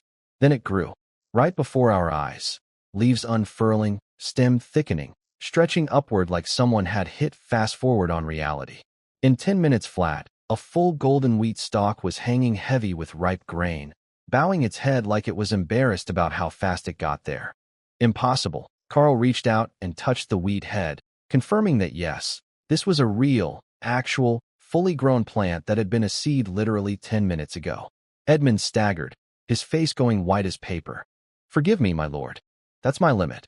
I caught the swaying knight before he toppled over, and inside my chest my heart was doing backflips. This man thought his power was useless? This was the most valuable ability I'd encountered in either of my lives. How much magic does one wheat stalk cost you? I asked, barely containing my excitement. For ordinary crops, I can do about 20 per day, he panted. But it's meaningless. A single farmer produces more grain than I ever could. No, you're wrong. I cut him off, staring at him like I'd just discovered a diamond in a trash heap. You just don't know what your ability is actually for. Come work for me. Once my territory passes the royal evaluation, I'll give you a knight's title. Edmund's pupils contracted so hard they almost disappeared. His cracked lips started trembling. A knight title? My lord, are you joking? I, Luowen Greystone, swear by my ancestors. I made my voice as serious as a funeral. Breed high-yield crops that survive in the wasteland, and a hereditary knight title is yours. Gareth sucked in air like he'd been punched in the gut. Carl actually stepped backward. In this kingdom, a commoner getting a title was about as likely as being struck by lightning while winning the lottery on a Tuesday. It just didn't happen. Edmund's hands started shaking uncontrollably. This man had once been a proud knight. Then his lord kicked him to the curb because his awakening power couldn't kill things. He'd spent years at the bottom of society, growing vegetables and pretending his sword wasn't hanging on the wall gathering dust. And now, out of nowhere, someone was offering him everything he'd lost. His eyes went red. My lord, his voice cracked. Is my ability truly worth it? I said without a shred of hesitation. And far more than you realize. I don't just need food crops. I need medicinal plants, fiber crops, and specialty vegetation. Edmund dropped to one knee and performed a textbook knight's oath. Perfect form, clearly muscle memory that years of farming couldn't erase. I swear by my ancestors, I will follow Lord Luo in until my dying breath. Up you get. I pulled him to his feet, thoroughly pleased. Work starts today. Uncle Gareth hit the market. Buy seeds of every crop variety they have. Every single one. Yes, young master. Gareth was gone before I finished the sentence. Carl, get Edmund some proper clothes and brief him on Greystone Valley. After they left, I stood alone in the courtyard, staring at that miraculous wheat stalk. Sunlight filtered through the golden grains, scattering tiny spots of light on the ground. I plucked a kernel and chewed it, sweet starch blooming across my tongue. Agricultural revolution, I murmured. In my previous world, food production determined whether civilizations rose or fell. With Edmund's ability, I could test hundreds of crop varieties in days instead of years. Find the ones that thrive in wasteland soil. Even create entirely new hybrid strains through accelerated selective breeding. And here's the kicker. Grimm's super gunpowder needs that glowing moss as a raw ingredient. If Edmund can figure out how to cultivate the moss artificially. Unlimited clean-burning propellant. Unlimited food. One man's useless power was about to become the engine that drives my entire territory. That afternoon, a simple wagon rolled out of Northern Wind Fortress. I sat inside, across from a freshly armored Edmund. His old sword still hung at his side. Some things you don't replace, but the defeated look in his eyes was completely gone. The man practically radiated purpose. The wagon bounced along the rough wasteland road, wheels crunching over rocks. I pulled back the window curtain. Barren wasteland stretched to the horizon. Scraggly bushes here and there, stubbornly refusing to die. Relatable plants. My lord, the eastern wasteland conditions are quite harsh, Edmund said carefully, as if delivering bad news. I smiled. That's exactly why I need you. Tell me, when you use your power, can you sense what a plant needs? Edmund nodded, looking surprised. In a way, yes. When I channel my ability, I can feel what the plant wants. More water, specific nutrients, different light exposure. Perfect. My eyes lit up so bright, they probably glowed. When we reach the territory, I need two things from you. First, identify which grain crops grow best in wasteland soil. Second, breed a type of grass that can survive in alkaline soil. Alkaline soil? He frowned, confused. Wasteland horses need quality pasture, but Greystone Valley has large patches of alkaline ground. Solve that problem, and we can breed horses at scale. Edmund looked lost. But I don't know how to breed new varieties. Simple. When you fast grow the grass, use alkaline soil. If it sprouts and survives, congratulations, you succeeded. Save those seeds. Same principle for food crops. Keep the high-yield ones, discard the rest. Repeat. Faster evolution through artificial selection. I watched understanding dawn across his face like a sunrise.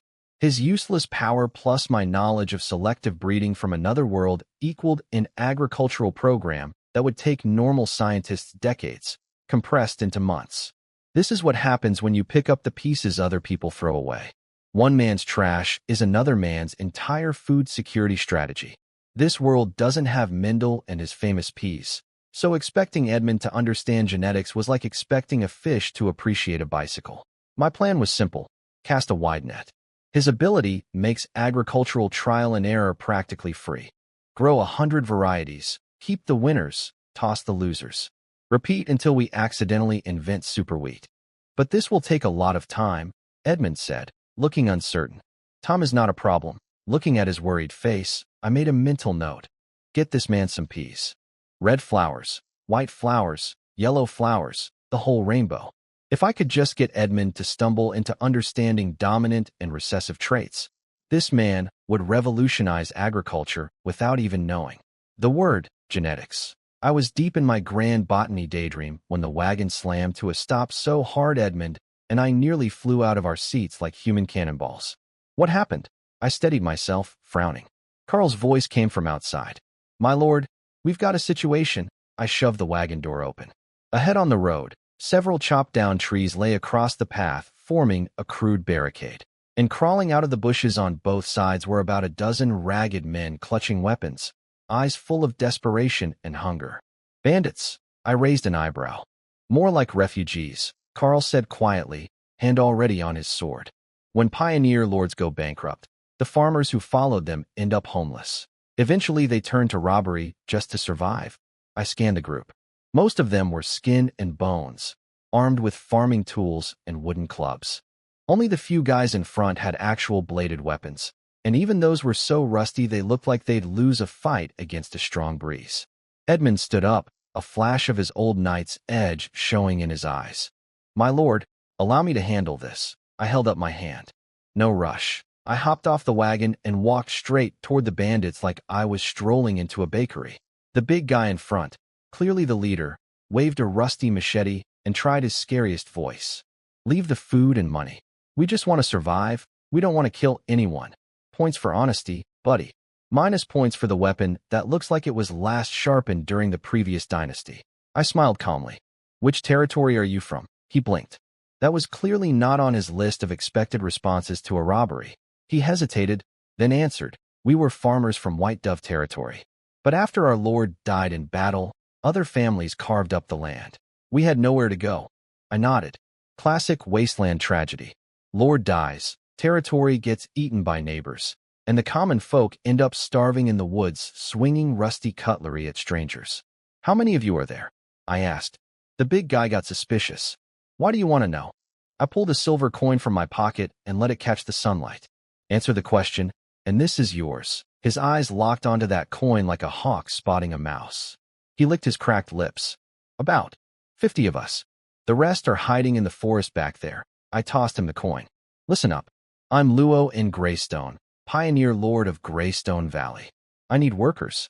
Anyone who comes with me gets 2 meals a day and monthly wages." The bandits erupted into frantic whispering. The big guy stared at me like I'd sprouted wings. You're serious?" I jerked my thumb at the wagon behind me. The horses, the armed escorts. "Do I look like a man who needs to scam 50 starving farmers?" He turned to his companions, chewed it over for about 3 seconds, then dropped to one knee. "My lord, I'll follow you." One by one, the rest knelt too. The fastest career change from highway robber to loyal citizen in recorded history. "Good. Carl, take them to the supply wagon. Hand out food and water." Carl moved out. Edmund walked up beside me and whispered, "My lord, can these people be trusted?" I watched the group stumble toward the food wagon, some of them already crying at the sight of actual bread. "Hungry people don't need promises, Edmund. They need real food. Give them a reason to live, and they'll be the most loyal subjects you've ever seen." I climbed back into the wagon. "Once we reach the territory, keeping them fed is your job." Edmund nodded with iron determination. "I won't let you down." The wagon rolled on, our convoy now significantly larger. Free labor, just walking around the wasteland waiting for someone smart enough to pick it up. Other pioneer lords had seen these refugees too, obviously, but they could barely feed themselves, let alone take on 50 extra mouths. And even if they did take them in, they couldn't protect them. One nomad raid, and they'd be bankrupt. That's how most pioneer lords fail. They're running on fumes from day one. I didn't have that problem. 3 years of advanced preparation meant my infrastructure was solid, my military was strong. 100 battle-tested professional soldiers plus 5 supernatural fighters made Greystone Valley tougher than most minor baronies. Add in trade relationships with the nomad tribes and the minor detail that I owned cannons, and nobody was coming to steal my lunch money. The wagon crossed into Greystone Valley territory, and Edmund pressed his face against the window like a kid seeing the ocean for the first time. Neat farmland stretched across the valley. Tidy houses with smoke curling from chimneys. Farmers working the fields. Children playing by a stream. This is your territory?" His voice cracked with disbelief. I let myself enjoy the moment. 3 years ago, this was empty wasteland. Now we have over 500 households, about 600 slaves, and nearly 50,000 acres of cultivated land. Along the road, residents stopped their work to bow as our convoy passed. Little kids came sprinting after the wagon, laughing and shouting. "The Lord is back. He brought so many new people." I introduced Edmund to the territory while tossing candy to the children. The knight watched those happy faces, and I could see something shifting behind his eyes. Wonder, maybe, or the first stirrings of belief that this was real. "My lord, how did you accomplish this?" he finally asked. "Every other pioneer lord I visited could barely keep people from starving. But your territory is already," I grinned. "Simple. Money. Over the past 3 years, I invested more than 30,000 gold coins into this land. Irrigation systems, quality seeds, modern farming tools. Edmund's mouth hung open. 30,000 gold coins was more money than most minor nobles saw in a lifetime. I'd been dumping a small fortune into this valley, while everyone back home thought I was just a talentless kid playing shopkeeper. Surprise! The shopkeeper was building a kingdom.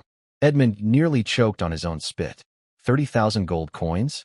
That's practically a large count's entire annual revenue. Oh, by the way, I said casually, like I was mentioning the weather, before I became Luo in Greystone. My family name was Blackrock. Luo in Blackrock. Edmund shot out of his seat, so fast his head almost punched through the wagon roof. Luo in Blackrock? The eldest son of the Blackrock Count, the one they call blessed by the goddess of wealth? Well. Even out here in the middle of nowhere, my reputation precedes me. I allowed myself a modest chuckle. Good to know I'm still famous. Since you've heard of me, then you understand. Greystone Valley isn't going to rely on farming to make money. Our trade network is already generating more than enough profit to feed everyone. The whole point of growing our own food is just to stop depending on expensive grain imports. Self-sufficiency, that's all, so don't stress about it too much. Edmund sat back down slowly, looking at me like he'd just discovered his new boss was secretly a dragon wearing a human costume. Which, emotionally speaking, wasn't that far off. The wagon rolled into the heart of the territory, and there it was, my castle. Stone walls, arrow towers, the whole package. Edmund's jaw dropped, so far I was worried it might not come back. Apparently, the pioneer lord he'd previously served came from a baron family with 200 years of history, and even they could only afford a manor house. No castle. And here I was, a 20-something exile with a full military fortress. My lord, this castle. His voice was actually shaking. I glanced at it like I was noticing a lamp I'd forgotten to dust. Oh, that? Finished construction this year. It's a bit small, but the defense is solid. The walls use a special reinforcement formula. They can withstand standard catapult bombardment. Edmund swallowed hard. I could see in his eyes the exact moment he realized he'd massively underestimated the depth of the water he'd just jumped into. The wagon pulled through the castle gates and stopped in the inner courtyard. A neatly dressed middle-aged man was already waiting, standing at attention. My lord, welcome back. He bowed with perfect posture. Per your instructions, the new residents have been assigned temporary housing. The experimental fields are also prepared. Morris, why are you dressed like a butler? Then I turned to Edmund. Don't be confused. This is Sir Morris, not my butler. He's the administrative director of the entire territory. Edmund took a second look and noticed the details he'd missed. Despite the simple clothes, Morris carried himself with unmistakable authority, and the ornate short sword at his hip was clearly a knight's weapon. Morris gave Edmund a dignified nod. You must be Sir Edmund. Our lord mentioned you in his letter. The territory is in great need of an agricultural expert like yourself. I hopped off the wagon and clapped Morris on the shoulder. All right, drop the formalities. Edmund is family now. I turned to Edmund. Morris here was the most famous civilian architect in Blackrock City.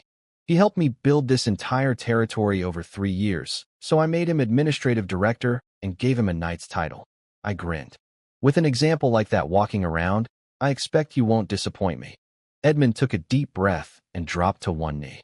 My lord, I swear on my honor as a knight, I will give everything I have to meet your expectations. Up.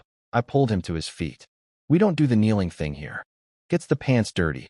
I turned back to Morris. Take Edmund around, show him the layout, assign him a few experienced farmers to work with. Morris let out a sigh. A very specific, very pointed sigh. Nodded, made a follow me gesture, and led Edmund away. I watched the old man's retreating back and shook my head with a smile. That little performance today, showing up dressed as a butler, the theatrical sigh, that was Morris's way of telling me, I'm doing everything around here, and I'm dying. Please hire more people. Subtle as a cannon blast, that man. Fair enough, though. He'd been single-handedly running civil administration, internal affairs, and commerce for the entire territory. The man was basically 3 government departments wearing 1 pair of pants. Once the Blackrock family sent over the personnel I'd requested from William, that should ease some pressure. I walked into the castle study and faced the mountain of paperwork on my desk. While I'd been off recruiting geniuses and making deals with princes, Morris had sorted everything into neat categories.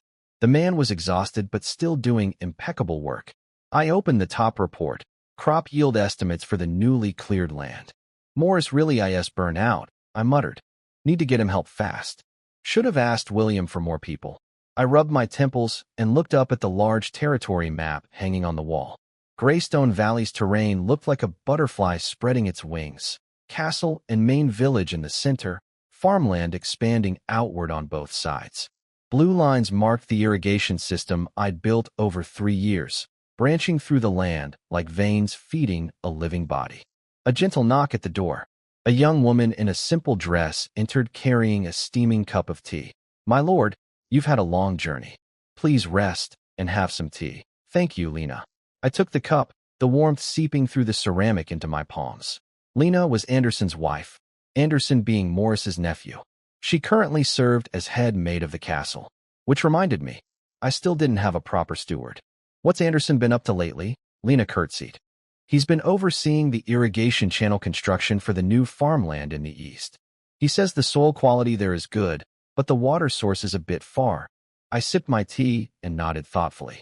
"Anderson's always been reliable." "Lena, how would you feel about him becoming the castle steward?" She froze mid-curtsy.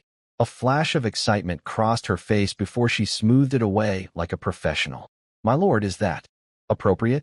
Anderson is only a commoner. In my territory, ability matters more than birth." I set down the cup.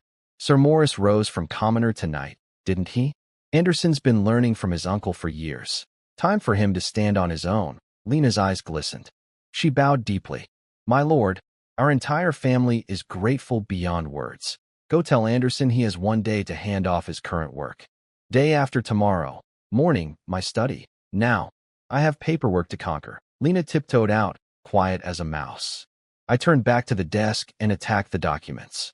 3 reports in, another knock at the door. "Enter." I didn't bother looking up. "My lord," Brand's voice rang out, accompanied by a textbook knight's salute. "My lord, the preliminary artillery crew selection is complete." Brand's voice could shatter glass. The man had 0 volume control. But hearing how pumped he was, I knew he'd been firing those cannons nonstop while I was away. Probably slept next to them. Probably named them. I couldn't blame him for being obsessed, though. See, Brand and I have something in common with Edmund. We all got dealt weird bloodline hands. Edmund's plant-growing ability got him labeled Farmer Knight and kicked to the curb. Brand's beast-taming talent? Useful, sure, but it's a support ability, not a combat one. Back in Blackrock City, people called him a circus knight behind his back. I knew Brand had been carrying that chip on his shoulder for years. That's exactly why I gave him command of the artillery. Give a man something to prove. Hand him a weapon that can blow holes in castle walls, and watch him transform into a military genius fueled by pure spite. I set down my quill and leaned back. "Oh, results already?" Brand stood at attention, his dark face practically glowing with excitement. "Yes, my lord. We selected 30 men with exceptional arm strength from the miners and stonemasons. They've completed 3 rounds of basic training." "Miners and stonemasons?" I raised an eyebrow. "Unexpected choice, my lord. These men developed incredible upper body strength from years of quarrying and hauling stone. And the masons who've operated pulleys and cranes? Their instinct for angles and force application is practically supernatural." "Clever kid." I walked to the window and looked down at the new training grounds outside the castle. Figures were moving around the cannon positions with purpose and discipline. Cannons aren't toys. One mistake and people die. Brand's face went dead serious instantly. "Absolute military standard, my lord." On day 1, 2 miners adjusted a cannon angle without authorization. I made them run 20 laps. Now every single man can recite the operations manual in his sleep. My mouth twitched into a smile. Young as he was, Brand had real instincts for command.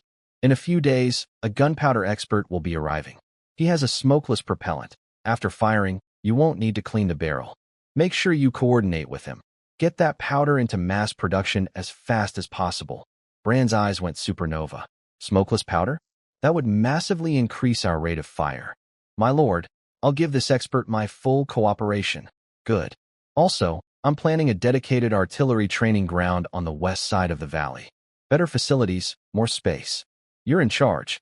Whatever resources you need, requisition them through Morris." Yes, my lord. Bran snapped a salute so crisp it could cut bread, his dark skin flushed with excitement. He hesitated, then added, My lord, I had another thought. Could we select promising young men from the territory and establish an artillery academy? That way we'd have a pipeline of trained specialists. I turned and studied this young knight with genuine interest. An artillery academy. The boy was thinking long-term. Months ago he was a circus knight, nobody respected. Now he was proposing institutional military education for a weapons system that didn't exist anywhere else on the continent. Bran, you're thinking ahead. I like it. But first, get the current unit fully operational. Once the powder expert arrives, draft a detailed proposal and bring it to me. Yes, sir. Right away. He practically bounced out of the room, his footsteps echoing down the corridor like an excited drum roll. I sat back down and tapped the desk thoughtfully. Bran was growing faster than I'd expected. Time to start giving him more responsibility. Next morning, I was reviewing the latest Border Patrol report when shouting erupted outside my window. I frowned and walked over. Down in the castle courtyard, a crowd of farmers had surrounded a tall figure, and they were not happy about something. The man in the center, I squinted, was Edmund. Already, he'd been here one day. The poor guy looked simultaneously helpless and panicked, clutching a handful of dirt while angry farmers waved farming tools around him like they were about to reenact a peasant uprising. I turned and headed for the door, yanked it open and nearly body-slammed Lena, who was sprinting toward me from the other direction. My lord, there's trouble, she gasped. Edmund and the farmers are fighting. They refuse to follow his planting instructions. Where's Morris? Inspecting the new farmland. He can't get back in time. Sir Carl went over with some soldiers, but got it. I cut past her and took the stairs 3 at a time. Have the kitchen send tea and snacks to the meeting hall. By the time I reached the courtyard, things were getting spicy. A wrinkled old farmer was screaming at the top of his lungs. Our families have farmed this way for generations. What does some young fool know? Bury seeds that deep and nothing will sprout. Edmund was sweating bullets. Sir, please listen. This soil is different. The seeds need to. Horse crap. A younger farmer cut him off. I've been farming for 20 years, and I've never seen anything this stupid. The Lord paid good money for you, and you're going to ruin our crops. Carl and a few soldiers stood to the side, looking absolutely lost. These were their own people, not enemies. You can't exactly draw swords on farmers who are worried about their harvest. I took a deep breath and walked straight into the middle of the crowd. What's going on? Instant silence. The farmers parted like the Red Sea, heads dropping, tough attitudes evaporating. Amazing how fast revolutionary energy dies when the boss shows up. Edmund rushed to my side like a drowning man grabbing a life raft. My lord, they're refusing to follow my planting plan. I looked around slowly, making eye contact with each farmer. Every single one of them suddenly found their shoes very interesting. Edmund is my appointed agricultural manager. I kept my voice calm and low, the kind of quiet that's scarier than yelling. Questioning him means questioning my judgment. The old farmer mustered his courage. My lord, we don't mean to disobey. It's just his methods are so strange, and if the harvest fails, there is no if. I cut him off. I personally guarantee, if Edmund's methods result in a poor harvest, I will compensate every single one of you out of my own pocket. Murmuring, shuffling. The tension hung in the air like humidity before a storm. Then I turned to Edmund. That said, you do need to show these people why your methods work. Telling farmers to ignore a lifetime of experience without proof is a losing strategy. I pulled a seed out of my pocket and placed it in his palm. Show them what you can do. Edmund took the seed, scooped up a handful of dirt, cupped his hands together, and that soft green glow seeped through his fingers like his palms were hiding a tiny sun. The farmers crowded forward, eyes wide, mouths wider. Edmund opened his hands, and there it was, a sprout, already breaking through the soil, growing upward in real time like someone was fast-forwarding nature itself. Within seconds it was half a foot tall, leaves unfurling, stem thickening, alive and healthy and absolutely impossible. Is this magic? The old farmer's voice cracked like dry wood. Edmund shook his head gently. It's my bloodline ability, hand of vitality. I can sense what plants need and accelerate their growth. I can't do it on a large scale, but it's enough to test whether a farming method works before we commit to it. He carefully pulled the seedling out and handed it to the old man. Feel the roots.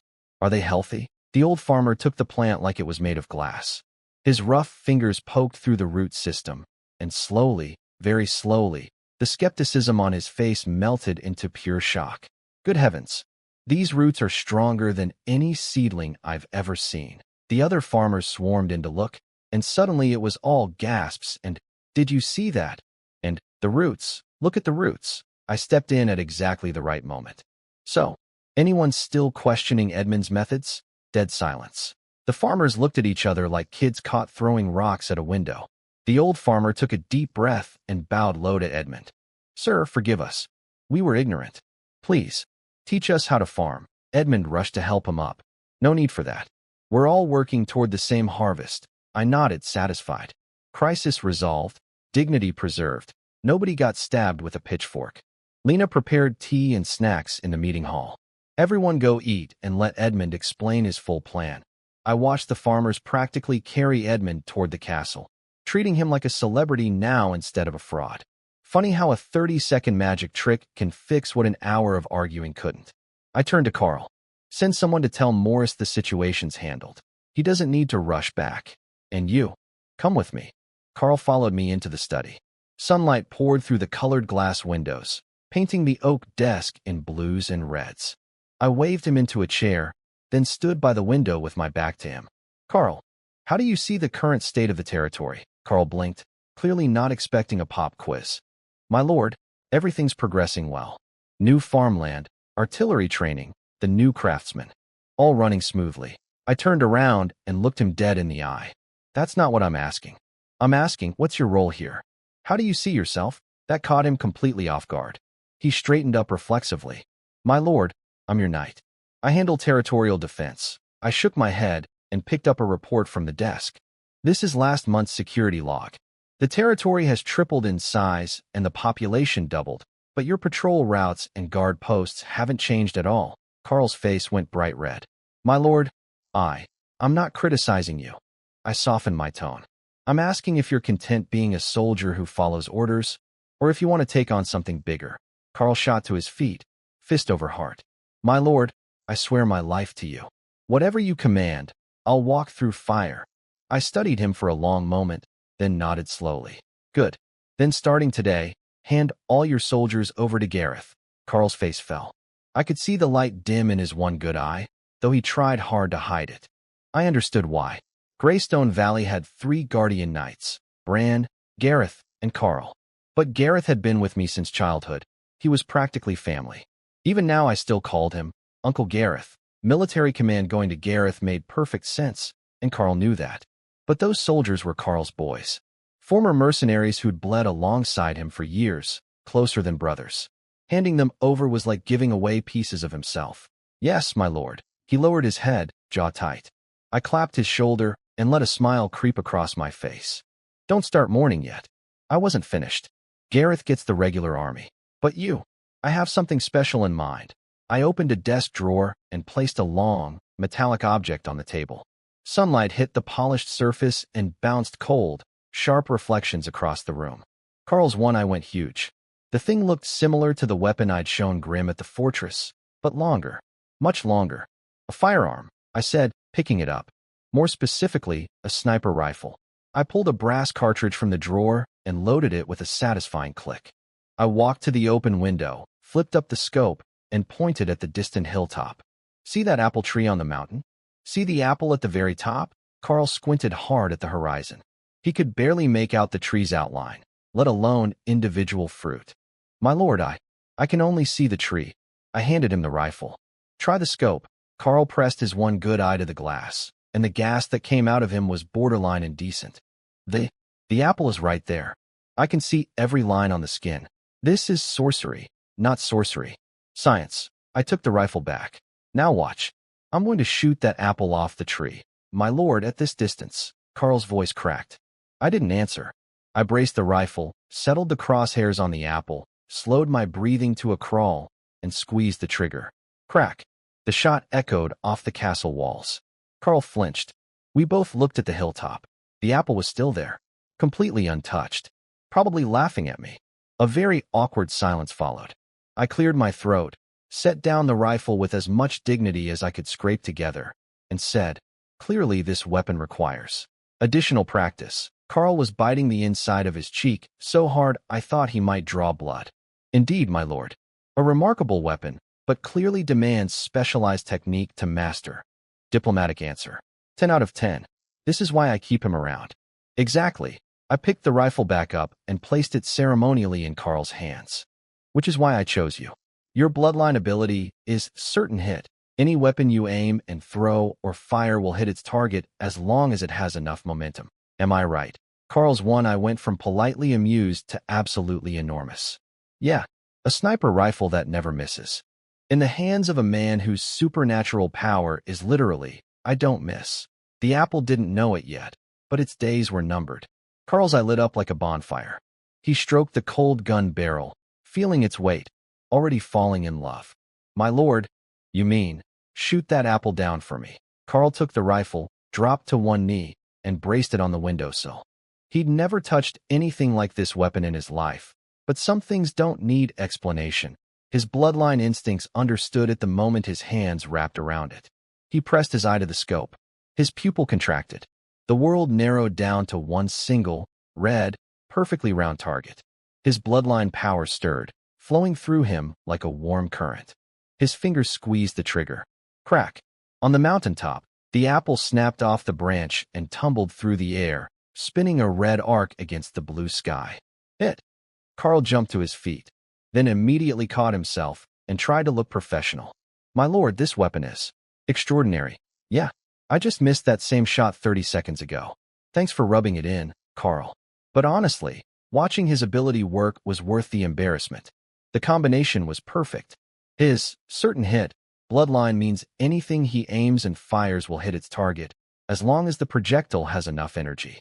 A sniper rifle with a 2-kilometer range and devastating stopping power? He could eliminate enemy commanders before they even knew a battle had started. I nodded, deeply satisfied. "Starting today, you're building a special sniper squad. Reports directly to me. Precision strike missions only." Carl dropped to one knee again.